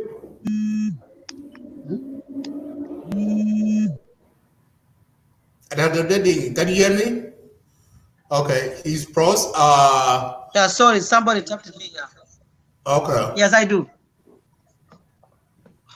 Okay, your screen, you look like you are pros. Can you press your phone very quickly? Okay, good. Now you come back. Okay, Hello? go ahead. Hello? Hello, yeah, we can hear you. Okay, you hear me? Yes. Yeah, we can hear you. Go ahead. So what I was saying is, right now is the time for peace. Let's try to implement peace agreement. Let's try to advocate something that is going to implement peace instead of advocating on differences. I know my brother Paul mentioned something very important before about the appointment of Johnson Wolin. I know a lot of people are not happy about that, particularly the IO supporters. Yes, they recognize that. But really, I do not understand why our leaders confuse people. The peace agreement says that the party that signed the peace agreement have right to appoint whoever they appoint. I think it is also time for us as the members of communities to forget the past, and then let's give ourselves, trust one and for all. We do know that yes, Olin committed atrocities, as well as other people within the government, and I also committed atrocities. So if this community is rejected because of this person, then the other community is going to reject the other person. Then are we going to have peace here? We're not going to have peace. Now, in the case of Upper Nile, the main issue is Olin. Now, let's say now the SPLIO goes back and appoints someone else. That the Chuluk people don't like, then they would also do the same thing. Now, are they going to continue exchanging, the community issues and concern? Then that means that we're not going to have a peace that we need in the Upper Nile state. So I think it would have been better for the presidency to convince the community that are affected, the community that have mindset that, Oleng did damage to us last time. They would have given them assurance that, please, let Oleng come, and we, as the government, going to work with Oleng. Nothing going to harm you. And instead of saying, okay, the community are so concerned, so we're not going to appoint Oleng. Okay, let's say the people of Ochala also will say, you know what, we're not going to accept somebody that appointed other than Oleng. What are you going to do? You still have the same war. So I think our leaders are also the one that throwing us back into all this mess. They need really to look at the case of Upper Nile properly. Otherwise, I feel that nothing is going to stop the problem, because I know 100% the supporters of Oleng will not accept another person is appointed other than Oleng, or the supporters of other groups which are there. For example, let's say Maban, if they appoint someone, maybe a Denka, who did something wrong before, they will say the same thing. Say, oh no, yeah, sorry, they did this one before. And that is not an element of peace. Peace means that you accept the compromise, accept the mistakes, and let's say, you know what happened in the past, let's go. But now let us start from new page. That's what the government, whether IO or Salva Kiir, that's what they should have been doing. But right now, to be honest with you, the problem of Upper Nile is not going to be easy for Salva Kiir. The way they take it is actually a very, very difficult way, and actually kind of blaming Salva a little bit. The presidency would have solved the problem. When the president said that, you know what, instead of appointing someone from IG or IO, it will cause problem. Let's appoint actually someone with a neutral. Let's give it to SOA. It would have actually not, even though it's not solving the problem 100%, it would have been 90%, a peaceful hope, than 10% of maybe some kind of, only making noise or so. It could have been much better. But now, Salva is going to fight 5 major problems. And this is what I don't understand from the presidency. It's hard for us, those who are here, to address that. But otherwise, it is very difficult. Otherwise, I would hope for Jonglei State, because Jonglei State, its problem is not that really a big problem. It is just a difference between the members of SOA, and also given the age of someone that actually they appointed for that position. I hope they're going to solve the problem of Jonglei State, but I don't think the problem of Upper Nile State is going to be easy, as long as Oleng is rejected, and as long as someone else who they're going to appoint be rejected. So I don't know how that's going to work. Otherwise, I'm going to leave the show because I have other phone calls from all the way. I do appreciate all the viewers and the panels, and I do appreciate you, Madit, also for welcoming me back. Yeah. But otherwise, those are my thoughts. Unless if Ochala has anything to comment before I leave, I would be happy. But thank you very much. Yeah, thank you. Ochala, do you have any comment to add? Well, I think you said it all. What you said is true. That's what I tried to argue with the person who was speaking before. Because what you said is true. Because we all make a mistake. Whatever that Oleng did, people should forgive for him. People should give for him. But what you say is correct. Because now Chulu could not accept this thing.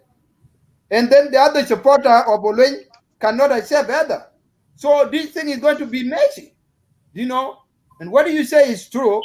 The president should stick with whatever that the choice he made. Because if he said, okay, I don't want Oleng to be there, I'm going to bring somebody, then the other group will say, no, we don't want this guy. Our guy, we need our guy. So that's the problem. But you said it all. Thank you, doctor. Thank you very much. Thank you, Brother Paul and Dr. Deng. I will let you go. So you have important call, you can go. Brother Deng Kabis, welcome to Legislative Media. Thank you. Thank you. Go ahead and read yourself.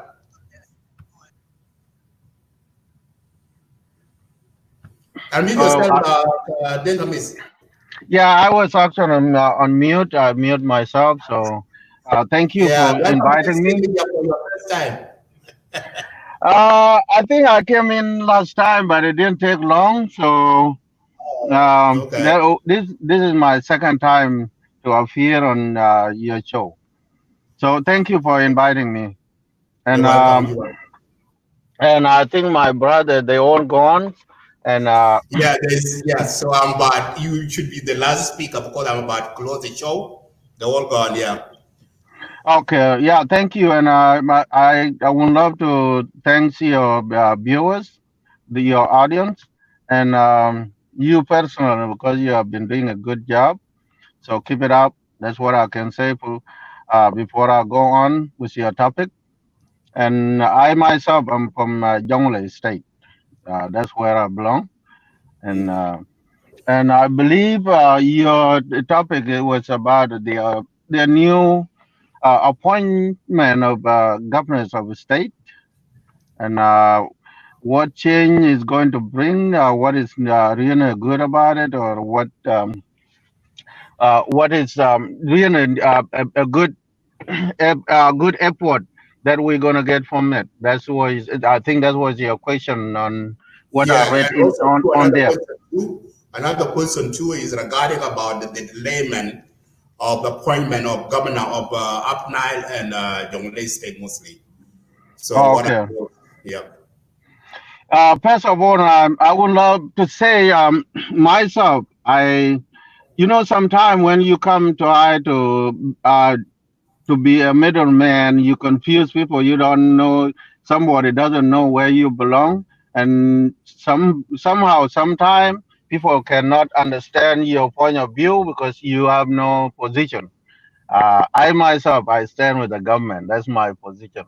That I stand with the government, and the appointment of new governors is going to make a big change. Since the government actually was dissolved, there's no governors in the state. The state it was are just run by the members that are actually members of the legislative in the within the state. So the local government is actually the most powerful than the national government. If they're not active, then the national government would not work. So, and there's a lot of crisis now in the country because there's nobody will be held accountable. Nobody will be questioning about what's going on in the state. So for me, I welcome the appointment. I congratulated them. Uh, those eight governors plus two unknown governors that will be appointed at any an unknown time.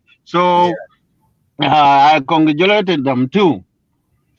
Come back to the 2 point of the state of Jonglei State and Upper Nile. Um, for the Jonglei State, where I belong, I believe that the state, on my own perspective, I actually welcome the what's so called SOA. That party is designated to be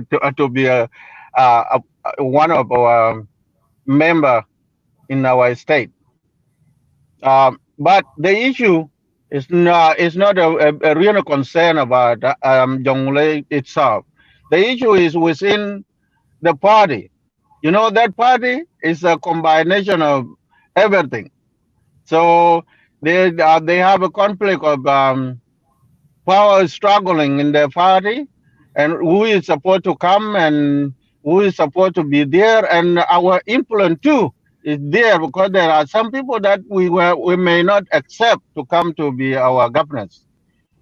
And the big major thing is the crisis within the state between the neighbor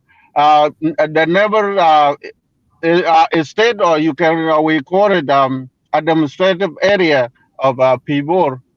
That that another major problem. People have to be cautious about it when you take that position. It's going to be a starting point. from the new candidate that is going to be appointed. So there's a lot of contribution in there, and that person, we have to know exactly who is coming. There are a lot of them. They have no experience. They don't know what is the government action about it. It's just because they joined the party. South Sudan has become a green war, so you can join anybody who is trying to fight, so you can be promoted to the next level. For Jonglei State, for us, we have a hand on it because we have influence. We have to know who is coming. We have a problem that have to be addressed and have to be answered upon to the administrative area. And another major issue, there is a changes that happen in PAA, People Administrative Area. They have a new administrative head of the administrative area. It's not a Yao Yao anymore. That's another obstacle. We know that might scare other people to take the position. And some people want it, and they cannot fit in there because they will not be qualified. That's it for the Jonglei State. For Upper Nile State, that state is really very dangerous, to be honest. Johnson Online, it's a dangerous guy. He have no political agenda that is actually a politician that want to be there to work for the people. Johnson Online is actually fighting for his tribe. He's fighting that Dinka grab their land. That's what he's fighting for. That's what brought him to IO. It's been, I think he have a three war that he fought.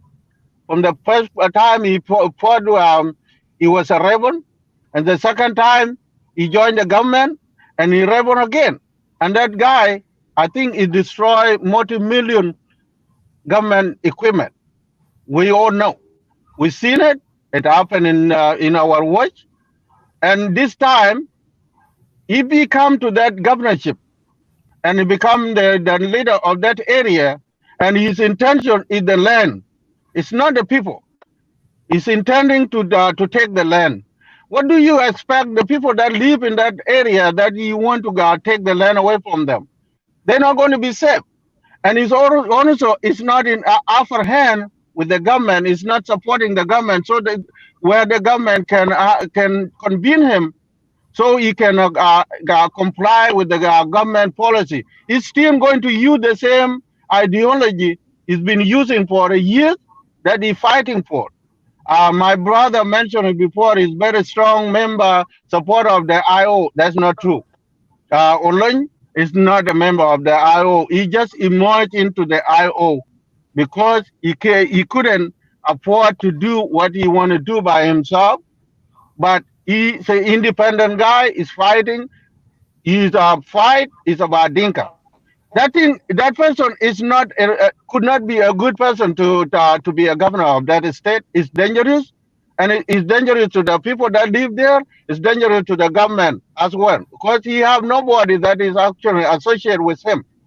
Even Riek Machar, that is claimed to be one of his members, it's not true. It's just a political maneuvering. That's what he's trying to do. They're not associated. They're just two different people. And for me, I don't really support this appointment. Only what the government can do, if there's other party out there, they can change. And even for me, that's why I agree with Jonglei said, if we get somebody from Equatoria who is a member of the SOA and become our member, become our governor, for myself, I do not have problem with it. That's how the democracy starts. People should have to know themselves, to unite. Only the party that we don't accept in Jonglei is IO. To be honest, IO is they bring somebody to that is come from IO, even son of John Garang himself, we will say no. We're not getting along, because you can't put people that are not getting along together. That's my answer to those two questions of two states that are not being appointed yet. Thank you, Brother Ding. Welcome. I know, Brother Okena, you have a network issues. You keep coming up. Hang on there, Ding, before I. So, welcome, Brother Okena. I know you have a network issues. Let me give you this chance real quick before your network is cut off again. Go ahead. So, what do you think about the appointment of aid state? Are you hearing me? Are you hearing And, me? Are you hearing me, what Brother do Madit? you think of? Can you hear me? Can you hear me properly? Yeah, go ahead. Yeah, we can hear you now. Yeah, we can hear you. Okay, but I want to say thanks to Lake State Media for inviting me. It's my second time to come to your show. The first time I came here to say congratulations to you guys and for the good job you guys are doing, at least to bring people to in the diaspora to bring their voice, and I appreciate that. And secondly, with your guest, Mr. Deng Hamis, I think here we are sharing ideas, and what he's doing is for peace to prevail in South Sudan and for peace for loving people of South Sudan. So all our aim is to bring peace to our beloved country. And the aim is to bring down the suffering. Secondly, I would like to say congratulations to all the 8 governors who have been appointed today, and congratulations to the 3 administrative chiefs whom have been appointed today.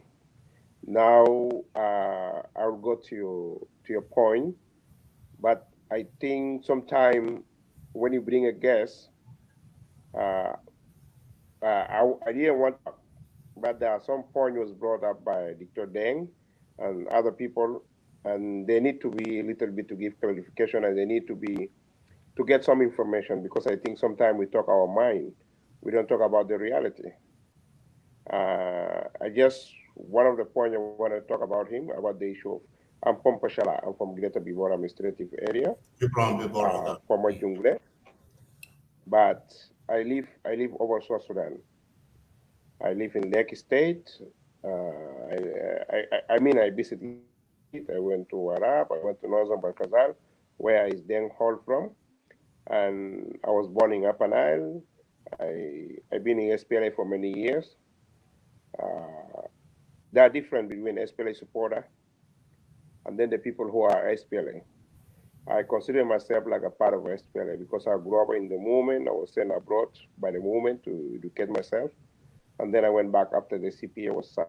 I just came back from Juba less than 2 months. I came back from Juba, maybe, yeah, it will be 2 months on July 1st. On July 2nd, I arrived back to Canada July 2nd.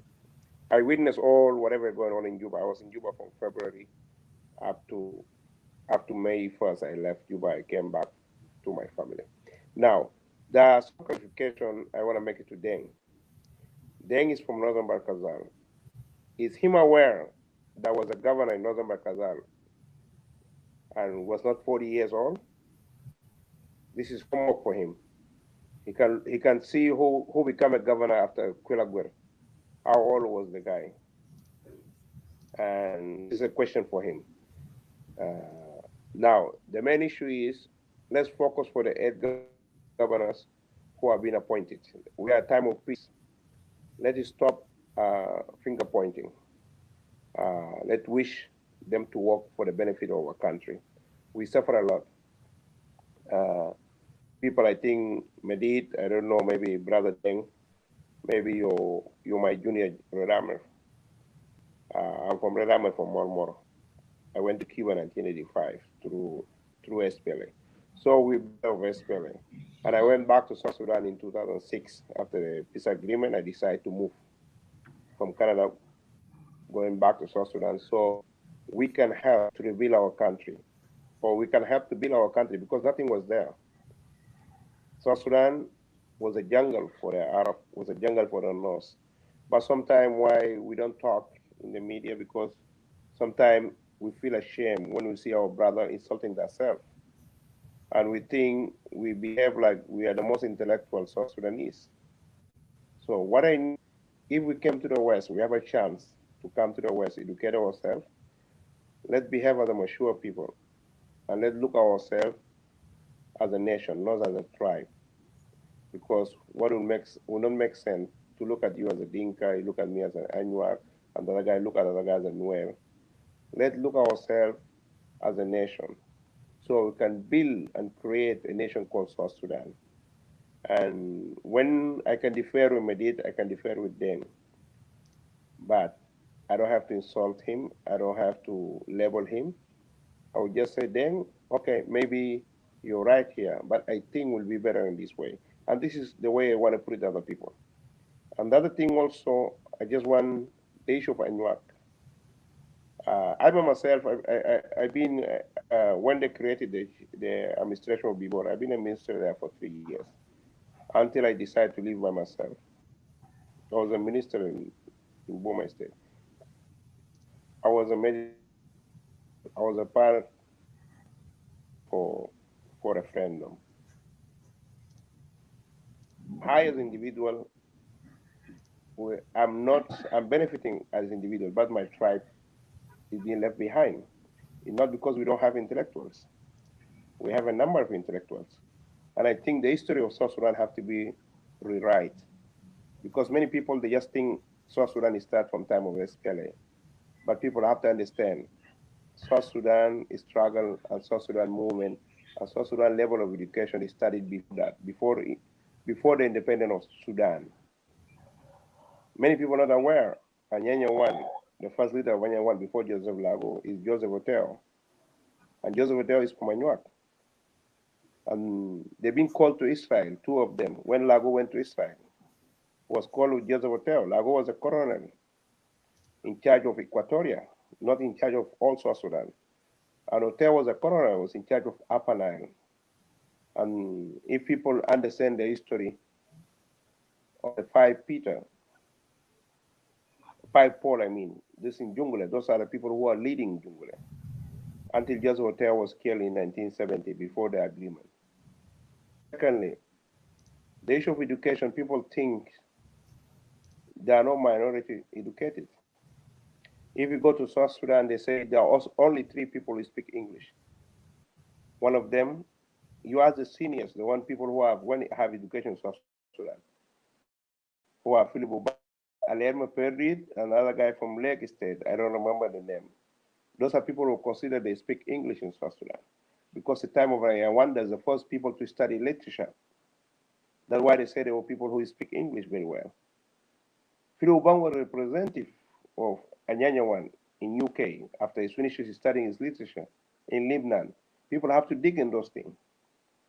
Secondly, people have to know the first South Sudanese to come to US to study in the university, they came in 1964.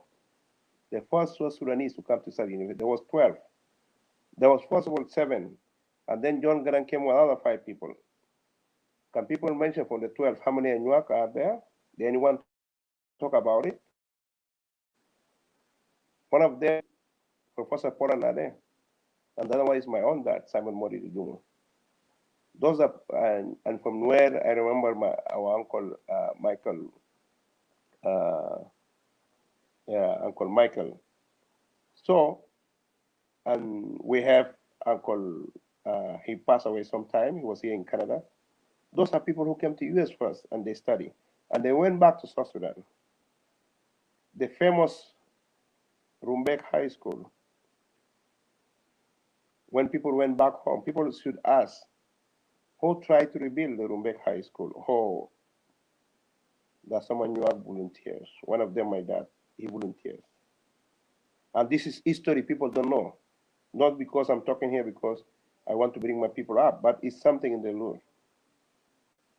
And people might know, one of the famous ambassadors of Sudan is Philip Obang, was in charge of all East Africa. Not now people who without high school become ambassadors. But when Philip Obang was ambassador, he was in charge of from Uganda, and then he went to West Africa, Liberia, up to South Africa. I'm talking about 1970s. Secondly, do you guys know who the first speaker of the parliament elected in South Sudan? Most people don't know. Because most of people think South Sudan started with time of SPLA.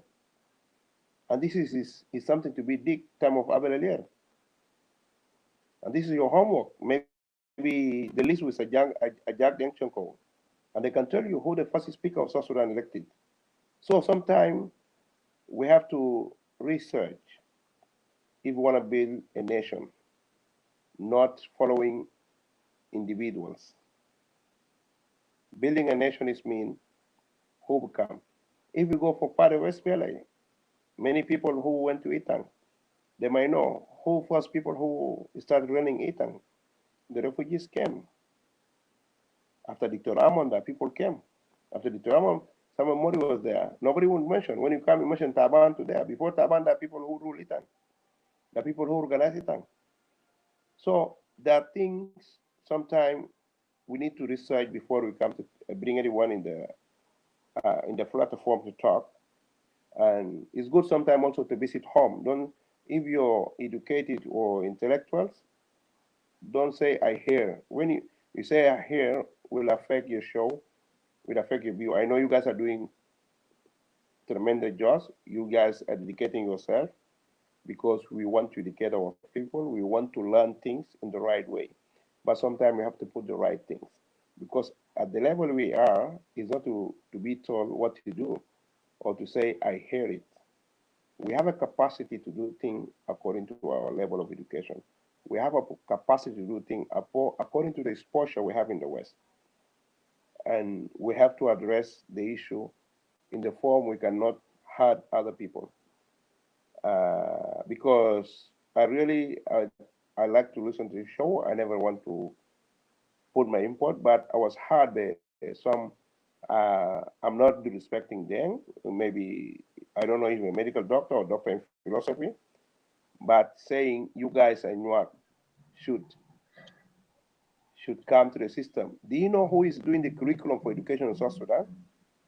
Do he know that? And that's the thing he's supposed to learn. Who is doing curriculum? Why cannot be a minister? Even if his student become a minister, why the one who's doing curriculum currently is Omar Coin, is the one doing curriculum, director of curriculum of South Sudan, seen the independence of South Sudan. Why cannot become a minister? And he's the one educating those ministers become governors now, and some of them become ministers. We have the most educated general in South Sudan, David Okwere. He cannot become minister of interior. Who more educated than him? Okwere is educating Israel. He came from Israel in 1971. Okwere lead WOW. Those people who know WOW, they know who is David Okwere. Maybe senior people like him is George Congo or nobody more. And he's now in Juba. This guy cannot become a minister. What's the reason? If some people become, but in South Sudan, people believe in violence. If you're a violent person, they think you do better. And this is the failure we have. Because say this guy is a violence, he can fix South Sudan. But we're not going to fix South Sudan by violence. We fix South Sudan by opening our heart, by doing the good things. For Brother Madid, I wish many people coming to your show have the spirit of nationalism. I by myself, I grew up among Dinka, among Nuer, among Shuluk. I never been in my tribe for more than 5 people, never in my life, because I grew up with different people. When I was in Bill Farm, we was only 34 in Newark. We are only 34. I'm talking 1985. I'm not talking about now. Not Bill Farm, the one in Juba. The Bill Farm, the real Bill Farm. Okay? And when everyone went to Ethiopia, people passed by Anuak land. They was given water, they was given food, but now we look miserable. When SPLA was defeated from Ethiopia, when the regime was changed, or Mengistu Ali Mariam, most of the Lost Boy or the Red Army, they passed by Pashala, and my dad is the one guided them from Pashala before going to Eastern Equatoria and then go to Bakuma. Nobody have a heart sometimes to say, oh, those people, we pass by them. And we should, at least, to get undersecretary. We don't have undersecretary in government of South Sudan. Not because we're not qualified. But sometimes we ask ourselves, because we're very peaceful. And then being peaceful become like in South Sudan a synonym for dumb. If you're rebellion, people think you're manhood, but this is don't qualify somebody to be a man. And then sometime maybe I will hurt some people, but I'm not hurting anyone. If the government, I'm part of the government, I support the government, but we need to accept, we need a lot of change. And if we don't fix it, who's gonna fix it? We have to say the reality. The reality is not picking up gun. The reality is saying the truth and making some correction. So I urge the people who are coming to a show, sometimes they have to do some research, they have to investigate, and they want to come to talk. Please, if you don't know other tribe, you know your own tribe because maybe from your tribe you came to the West, talk about your tribe, but don't bring other tribe or don't bring other people names in what you're talking about it. Because most of us, we live with different tribe, with respect. I do see you like my brother. I don't see you like a Dinka man. And I guess the same thing. You don't see me like a Nuak. You see me like your comrade. And that's what we need, a spirit of unity among us. We need to live that spirit. Now, to conclude or to give you a chance, if you want to say something or to answer, currently what is going on is retigonal. Let's see all our brothers who was in the other side as our brothers in forming the new government. Let's stop leveling people. We don't know exactly why they didn't form the government of Jonglei or they didn't form the government of Upper Nile. Yeah. Thank you. The rebel. So sometimes let's leave this thing not to create incitement or leveling other people. Government know what they're doing, and they'll bring the government of Upper Nile at the good time they want, and they'll bring government of Jonglei at the good time we want.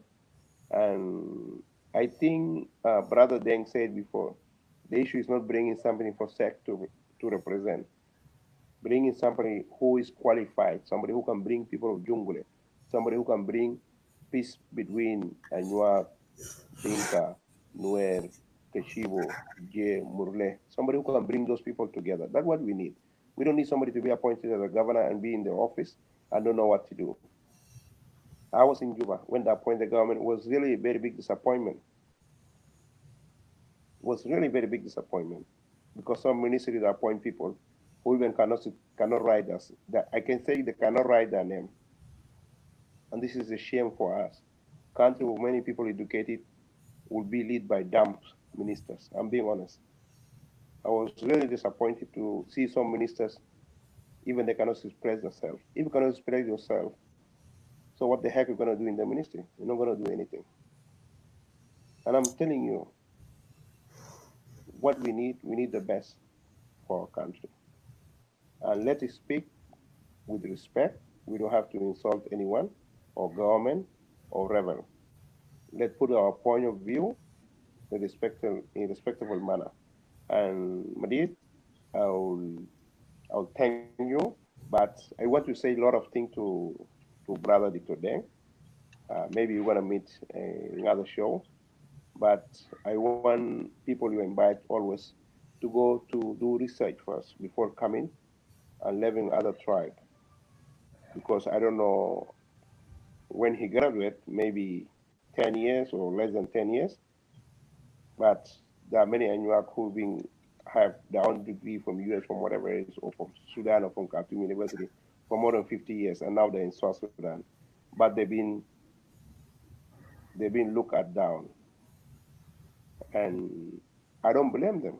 I don't blame who looking us down. I blame ourselves. Because we never took a gun to kill any innocent people so we can be appointed as a minister. We never went out to insult our president or any minister so we can be appointed.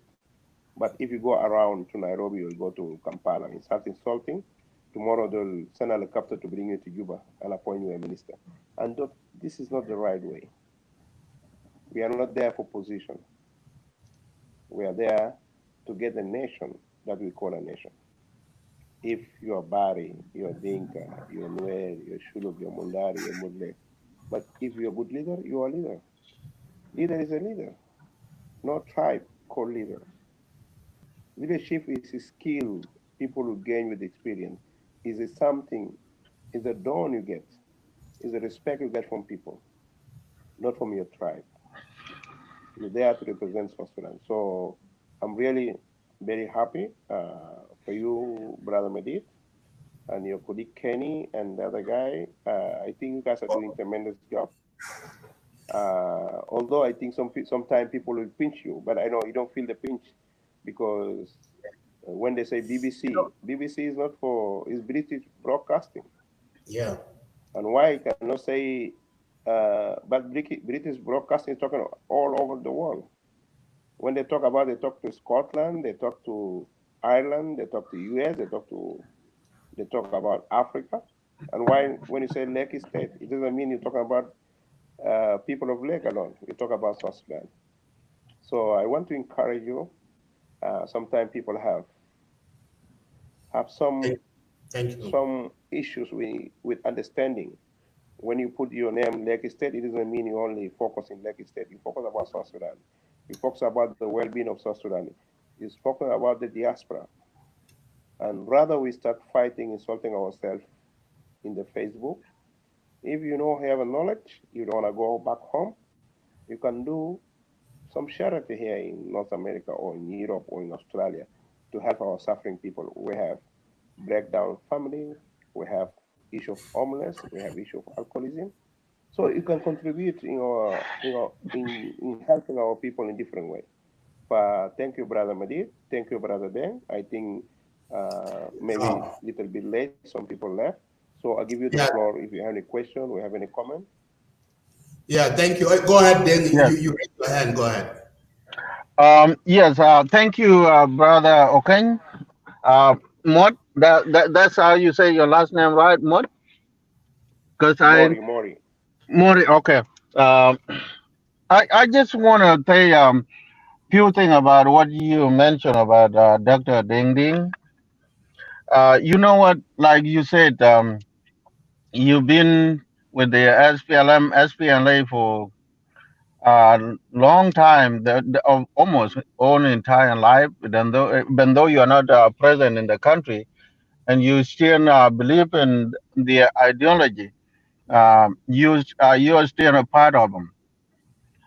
You know, this is what I'm trying to say about your concern. If anything hurt you, that you are being misinterpreted, we are all learning. We are all learning.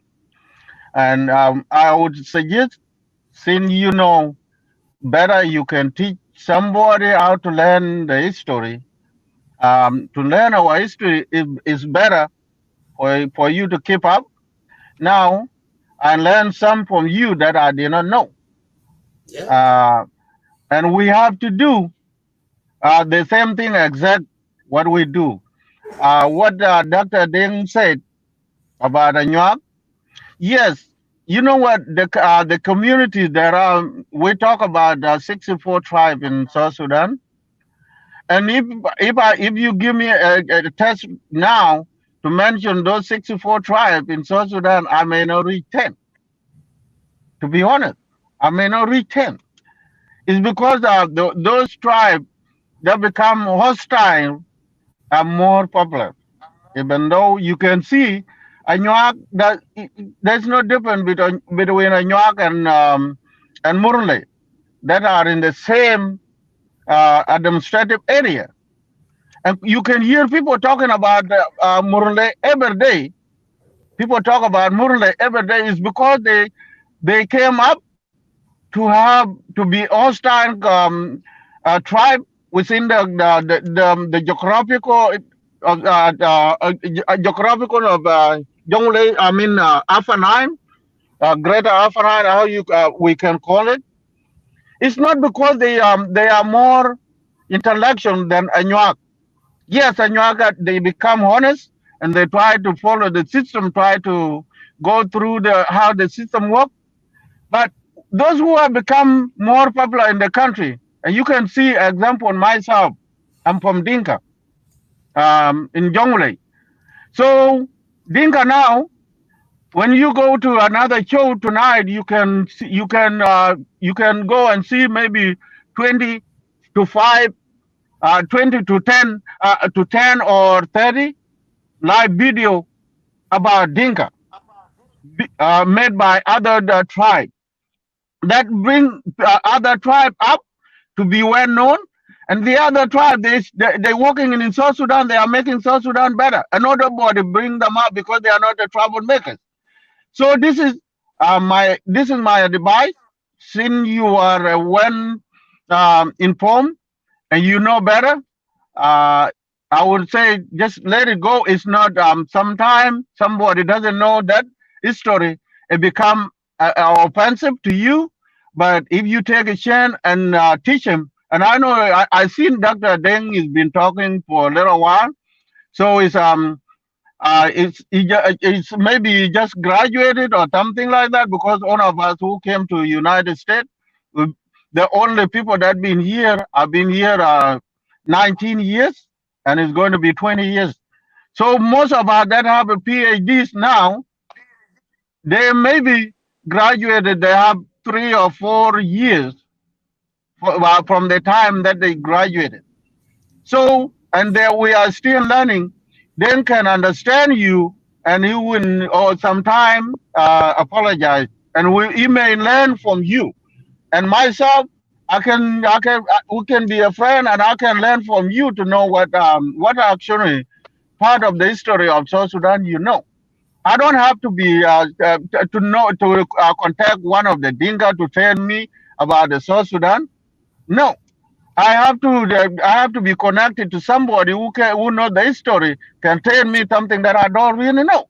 So that the concern I'm actually trying to address, and telling you, I apologize myself, because we become a colleague. Whenever you met, you become a colleague. The moment now we become a party. We're talking about one thing here. So you can request him, Dr. Deng, and try to learn from him and study what he's actually trying to say, what is in his mind. Human mind is very diverse. You can just go down and study it. So thank you for teaching me. I take some history, part of the history that I didn't know. And to be honest, don't forget that the SPLM, when the SPLM come, the generation that is living now, we are young generation, and we grew all of us. I don't want to cut you short. You know, okay. We like Dr. Deng he come back. So okay. Yeah, he's come back, and I want to bring him up. You know, okay. I really appreciate my brother, okay, because I learn a lot from him. Because these the issues, you know. Sometimes we need to understand how we speak, and probably that they don't know that he spoke here, and I would not speak for him, but he would say what he meant. But you know what? My brother is really true, because he mentioned everything during the moment, the history. All of us, we were there. But we are young. We don't know more. I know more than we do. And that is really what we need in South Sudan. What we need a unity among us, talk all about it. Because South Sudan is long past.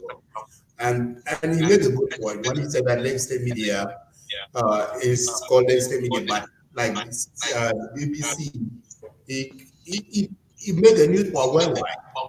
You know, and the reason, and that's the point that what we found the next day, because we like what our mission is, we like to bring ourselves together. So we like, and then unify all sorts of things. Let's talk our differences, and then the unity that we need to talk about.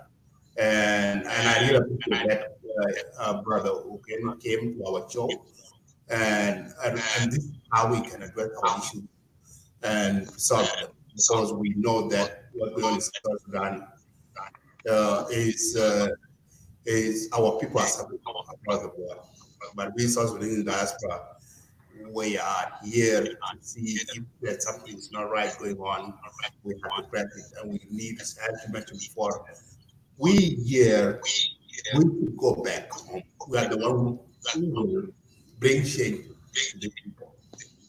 Because we've been there in the bush during that PLA in 1987, 1983, I mean, and here we came to America or any other Western country. But when we go back, we have this different mentality. We are not same like the people back home. So we are the one, if there's a change that can come home, we are the one who brings the change. So I really appreciate it. I thank you so much for those who are there, you said, and the people are enjoying the wise way. Brother Ben is here. He's one of the person that he was there in this and he know. So he's one of the people that Brother Dending, I will give you a chance to go ahead. So the reason you listen, probably you didn't listen before, but our brother Ben didn't. He feel a little bit offended about the word that you say when you talk about when you talk with Paul, and there's a word that you say that you didn't like. So I don't know if you want to elaborate it more the way that he can understand the rest. Well, I'm sorry, Mr. Madid. Actually, what did he not understand? Where is misunderstanding from? Can he elaborate on that? Because I didn't listen to him. What was the problem, and what did he think that I mispresented? What makes, I don't know what, because I'm. Madid, I think Okeny is on mute. He's muted. It's muted. Okay. Okay. Can you? Yeah. Yeah. Yes. What did Okeny misunderstand from me? Go ahead, then. Go ahead. Go ahead. Yeah. Okay. Then he's asking you what understanding you had from him. So you want to elaborate more to get from him.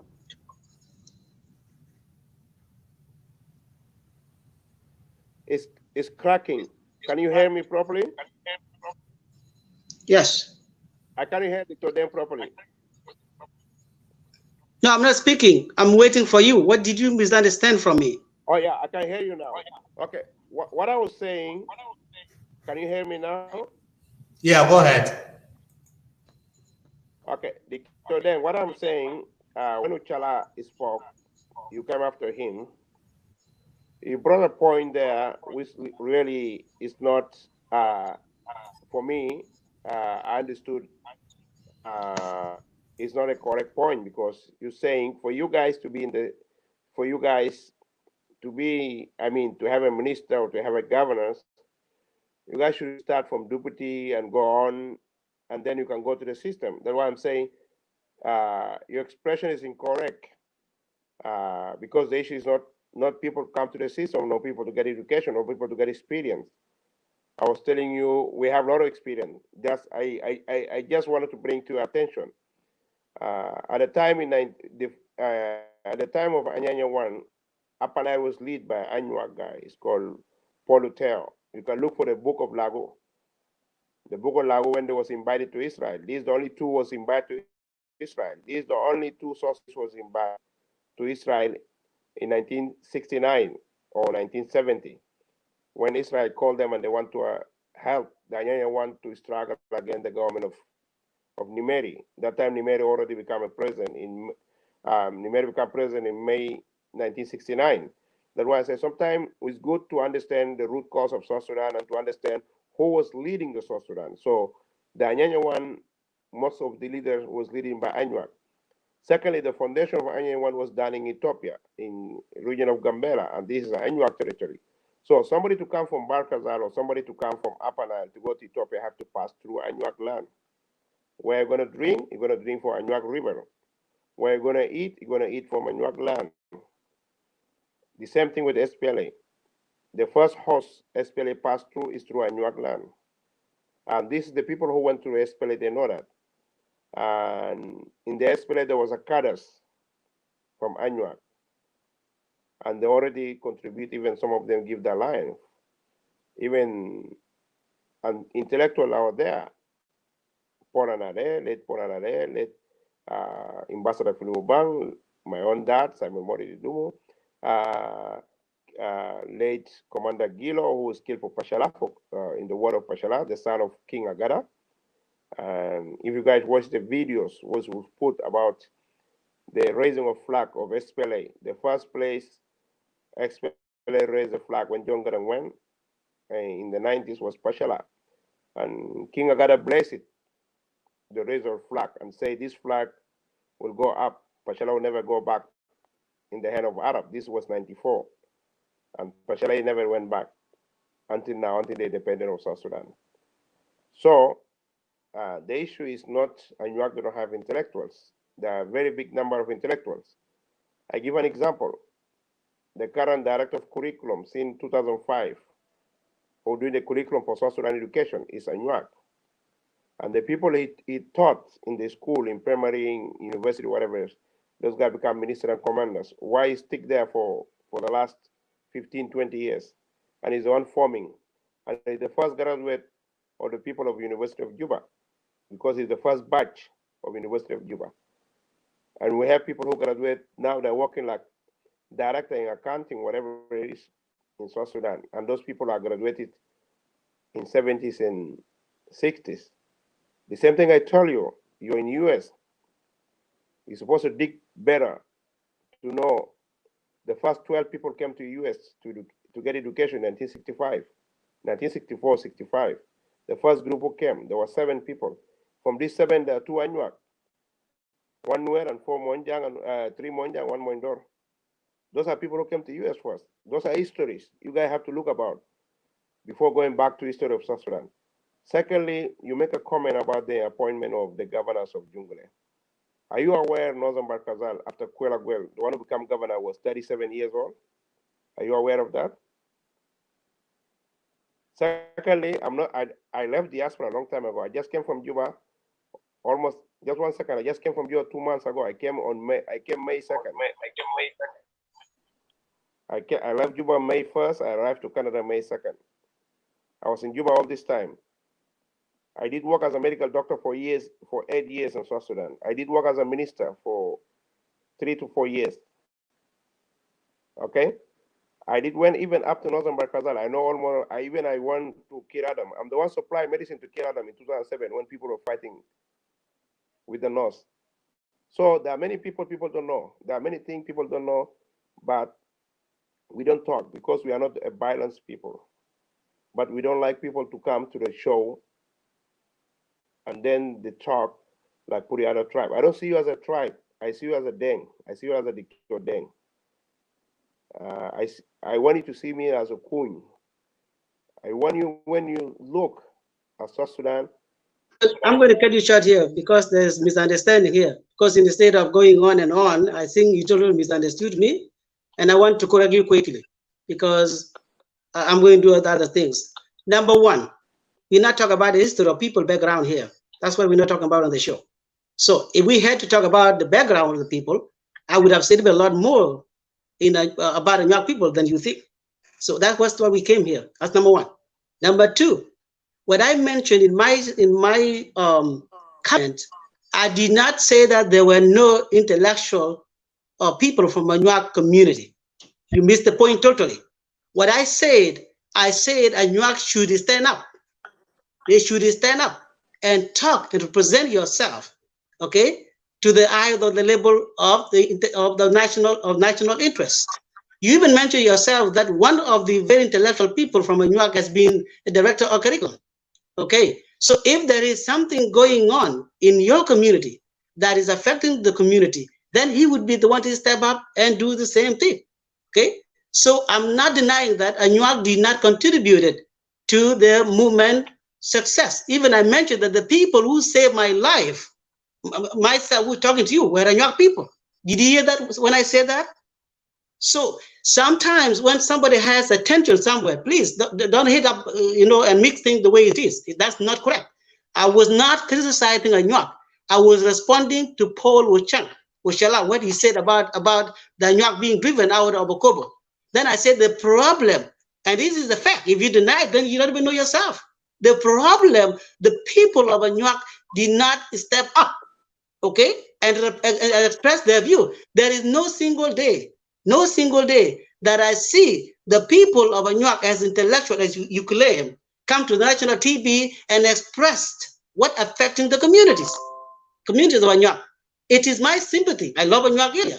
Okay, so that's what I was saying. I was not saying that there were no intellectual Anuak people, and I was not even talking about history. I could tell you more about that. Now, coming to the appointment of the governor, you mentioned about the governor of Northern Bahr Ghazal. You wanted to talk about Governor Rai. You talk about Governor Rai. Rai was not actually 40 years old. Rai is even older than me, and I'm 41. So if you listen to people, then this is also a part of misleading. Rai is older than me, and I'm 41, as I'm speaking with you. So what actually Rai he was appointed at 42 years old, so making it the youngest governor among all the governors. Did not mean that he was not 40 years old. So this is in the Constitution, and if you rejected it, I don't know how you work, but this is the Constitution. And at the same time, I was not speaking from the phone call. I was speaking for something that I have evidence. And that was what actually rejected deny. Deny is 39 years old, and if you reject that, go and call him. So please don't misunderstand me and come up with anger that Anuak are being undermined. That's not what I said. I said that the people of Anuak, as per question to Ochala, that they were driven out of their land. I said the people of Anuak, intellectual people of Anuak, that you know, including yourself, should come up and speak on behalf of Anuak. And I give example, myself an example. I came from very large village, okay? But because that they didn't speak, nobody one day represented either to the Buma level or state level or federal level, because there were nobody, unless it is me, to go and represent them. Okay, that's what I was saying. So I was not offending anything about Anuak. So should you come up with anger that way? Sorry, my friend. That was not what I was saying. So I was totally sympathizing on what the Anuak people pleading. Of course, yes, Anuak people have not been represented in the government, in national government. I've never seen anybody represented in national government. And that's because that, the government, any government in the world cannot come home and tell, hey, come, I'll give you position. No, you have to speak up. Especially the government in South Sudan. You have to be strong and speak up. Otherwise, they will work on you. That's what I was telling Ochala, that please, the people of Anuak should come out, okay, and represent their voices, just like other communities. So I was pleading, I was not criticizing, I was not undermining the fact that Anuak contributed to the movement of the SPLA. I worked through Anuak, as you mentioned. So there's nothing that you can tell me about Anuak. Even most areas of Anuak, the names, the place I walked, didn't fly. I can tell you more. So please don't if you have a problem with the tension of anger, so don't come and misquote me and take it the way that you took it. That's totally wrong. And I'm so sorry. So thank you. Thank you, Dr. Deng, for coming back to clarify to our brother, because this is the good thing that sometimes we can misinformation that because and that is good that you come back and clarify yourself so that he can understand that you didn't mean the way that he understand the way it is. So it's good that we come to the sense that there's no any. Okay, let me finish our thought. Okay, Yeah, can go I ahead. have the word? Yeah. Yeah, I guess, Mr. Deng, maybe you don't know me personally. I know Ronald more than you, and maybe you don't know, you can say this more in York, but Ronald, you might know her mom is blood relative to my stepmom. When I went to Cuba, I left him to the Itang. I know him very well. I know how old he is. So not you to tell me how old Ronald. I've been in a will many times. The first time I went to a will 2007, before Ronald went there. The second time I went to a will in 2012 when he was a Minister of Finance. I went to his own house, was her sister wedding. So that's a thing you don't know. And he made it to one of my colleagues. So I know him better than you. But what I mean, he was appointed, is created conflict. They say why this guy will be appointed and he's young. They say he's a young, but he's a capable leader. The issue is not the age. You can be 35, you can be 25, as long as you're capable. No. I want you to listen. No, please. my brother, Why related to me? I was born in a will and related to me. So you're not going to correct me about why. Why is older than me? I was listening to you. It's older than me. So don't make it up completely. Listen to me. Can you listen to me? That's the making up. Can you listen? Okay. I was listening. Well, anyway, I just want to make correction. So Rai is completely older. So don't misquote that. So I know you better than that. Thank you very much. Have a great day. I'm leaving. Okay, thank you. Thank you. Thank you, Chen. Thank you. So yeah. So thank you for. You know, this is. Yeah, listen. That's what we call the respect, because if somebody listens to you and you talk, that's how we show how mature is him. And I was listening to him carefully. I didn't get annoyed. I say I want to correct some of his thing he said, and that will show he's running away because he know. I'm not here to disrespect him, but I'm saying to correct some word what he said. And sometimes we just fool ourselves in Facebook, but the reality is different. With all due respect, I'm being honest. I listen to it carefully, but when somebody wants to talk, you cut yourself off. It means you show how immature are you, and how lack of education you have. Because that's how people cannot come here to preach us without basic education. I'm being honest to you. I'm not disrespecting anyone, but I was listening to him carefully. I tell him I just came from South Sudan. I've been in the system. I don't think so. He worked in South Sudan before, so maybe he worked here in diaspora. But I'm trying to preach him. The issue is not mentality to say somebody below 40 cannot be governor, or somebody who can below 40 cannot be a minister. If you're educated, if you're capable, we're in the Western world. When the Prime Minister of French became Prime Minister, he was 37. The Italy was 35, and he's leading. The Italy Prime Minister was 35 when he became Prime Minister, was leading the number 8 economic in the world, and was leading the 3rd economic in Europe. So do you think you and me, Madit, we cannot lead any position in South Sudan? If you can host show like this, we will bring diversity. We'll bring people to talk common sense. We cannot lead, we cannot fix South Sudan. Who's gonna fix it for us? And this is some people have to be, this idea have to be taken out of their brain, out of their mind. I know we are in the level to lead. We are not the level to just listen, to get orders. We're in the level to lead. We are the level to fix what is not right to be right. They should come in here and preach. It's not my intention. I'm not insulting. I say I offended. And then he has to understand, because I understood him clear.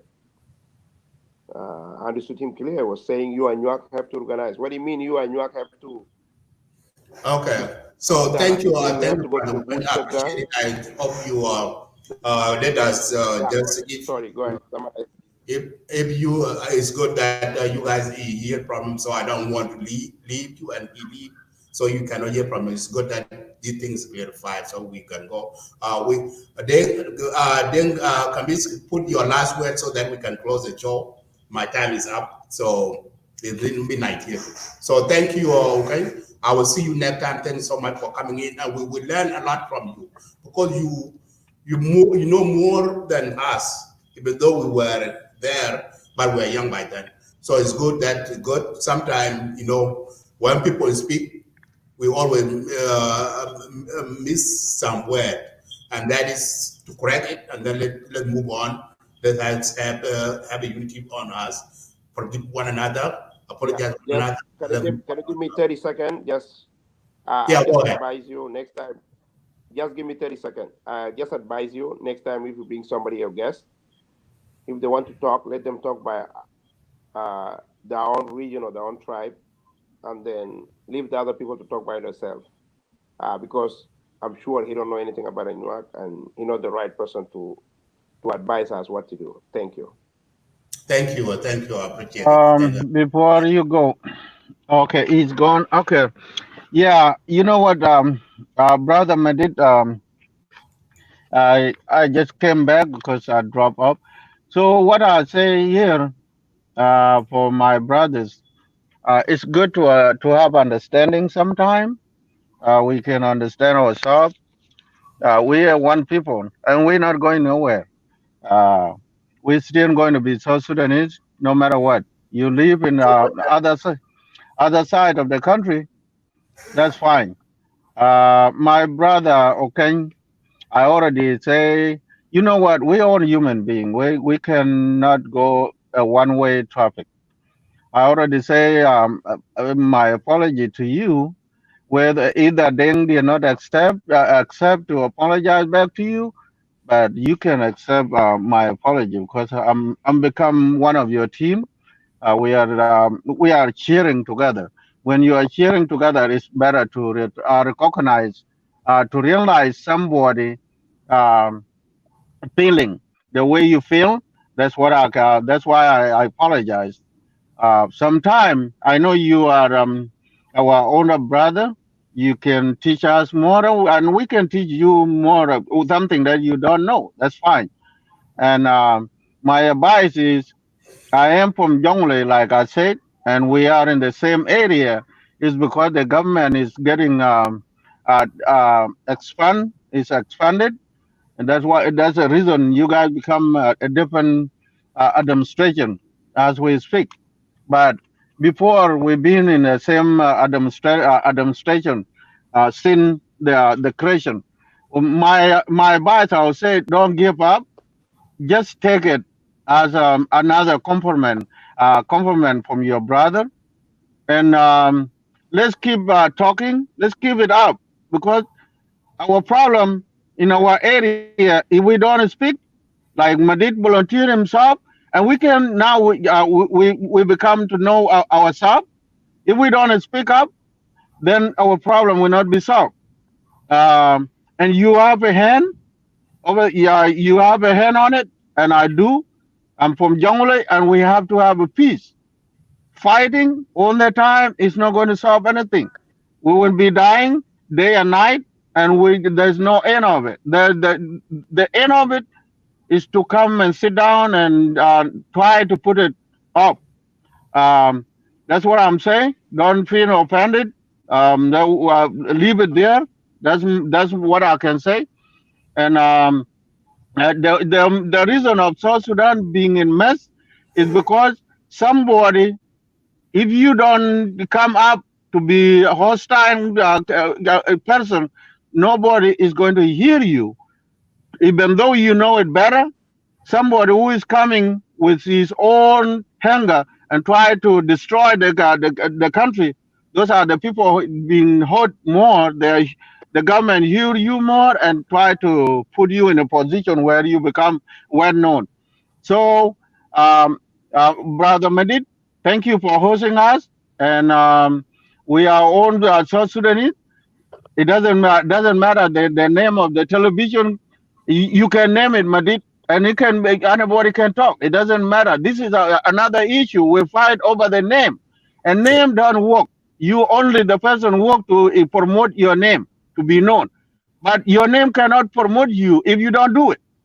So if Madid put it there on his name, we will know him. He's Madid, a television. He have a TV that people can come and talk and say their views, and it's not hurting anybody. For me, I don't get offended with any name. They're only the people that are actually taking our problem easy and try to take it on other tribe. These are the people killing us more, and that's why we don't get along. It's good to get along. Well, we are the same people, and South Sudan belong to all of us. So, Madid, thank you for that. Keep going, keep do it, keep going on. And if we have another issue about Lake State, I have a right. If something going on like killing is going on in Lake State, I have to condemn it. I am a son of that country. and that location is it's in South Sudan. If something going wrong there is hurting other people, I have to condemn it. It's not a crime. When you come to abuse the whole community, this is where the problem comes. But if you step up yourself and condemn what is not going the right way, that's the need of human being. You have to be there. I take time. I talk a lot, but I'll see you next time. Let's keep it on.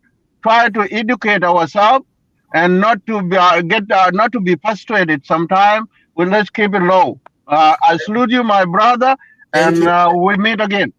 Thank you, brother Deng. Appreciate it, and thank you again, brother Uken. That's appreciated because I thank my brother Uken for a great analysis that he give us tonight. He give us more information that some of us didn't know.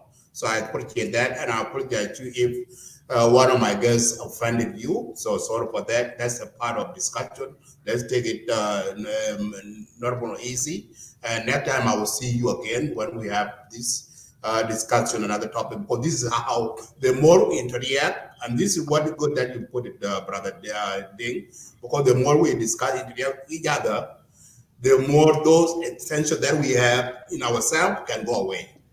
So this is the good thing, because we always disagree with one another, but let us respect one another. Let's disagree and agree, but the common goal, we are also Sudanese. And the one goal that we want a peace and unity and development among our people. That's our goal. So always I open it every time in this show, but I don't take it into heart, because what I'm doing for our people. We are also Sudanese. Sometimes we have a different perspective, looking in a different way, but that's not the case. So we always disagree, but at the end of the day, the one thing that we united is what is the truth and what the fact that our country is moving to. So that's what we want to see. And this is how we are grown. As we young people, my brother is older than us, our big brother, we are learning from him. So, and that's a good thing, because what the story that he told about during the SPLA, during all of us, we don't know. And this is good that we learn from him. And that is how things work. And we see in the social media, some of South Sudan, we are so divided. You see, we are so divided. And that is how when we were back home, like as you see, we are in Propaganda, we don't have those differences. We have one people, we interact each other. Doesn't matter if you are Dinka, you are from you are from where or Shuluk, we are one people. We interact one another, and we have this common goal. But when we come to in Western country, it's a different. I don't know where our people come to this divisionness. So we need to kill that. We need to come as one people, and that's what we want, and that's what we preach here at Extreme Media. No matter what we disagree with one another, but we always welcome back to listen to the different voices.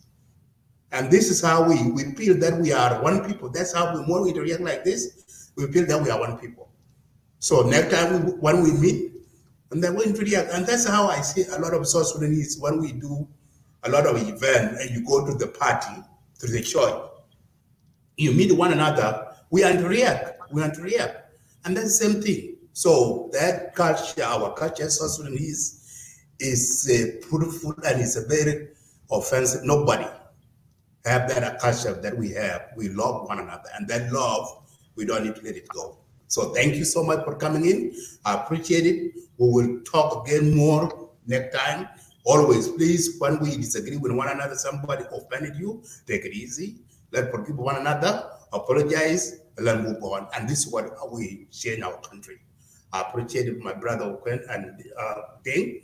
I appreciate it. Have a good night. I will let you guys go. All right. Thank you. Good night. Yeah. Good night, everybody. Thank you so much for watching. For those of you who are watching tonight, thank you for watching, tuning in. Have a wonderful night. God bless you all. Thank you.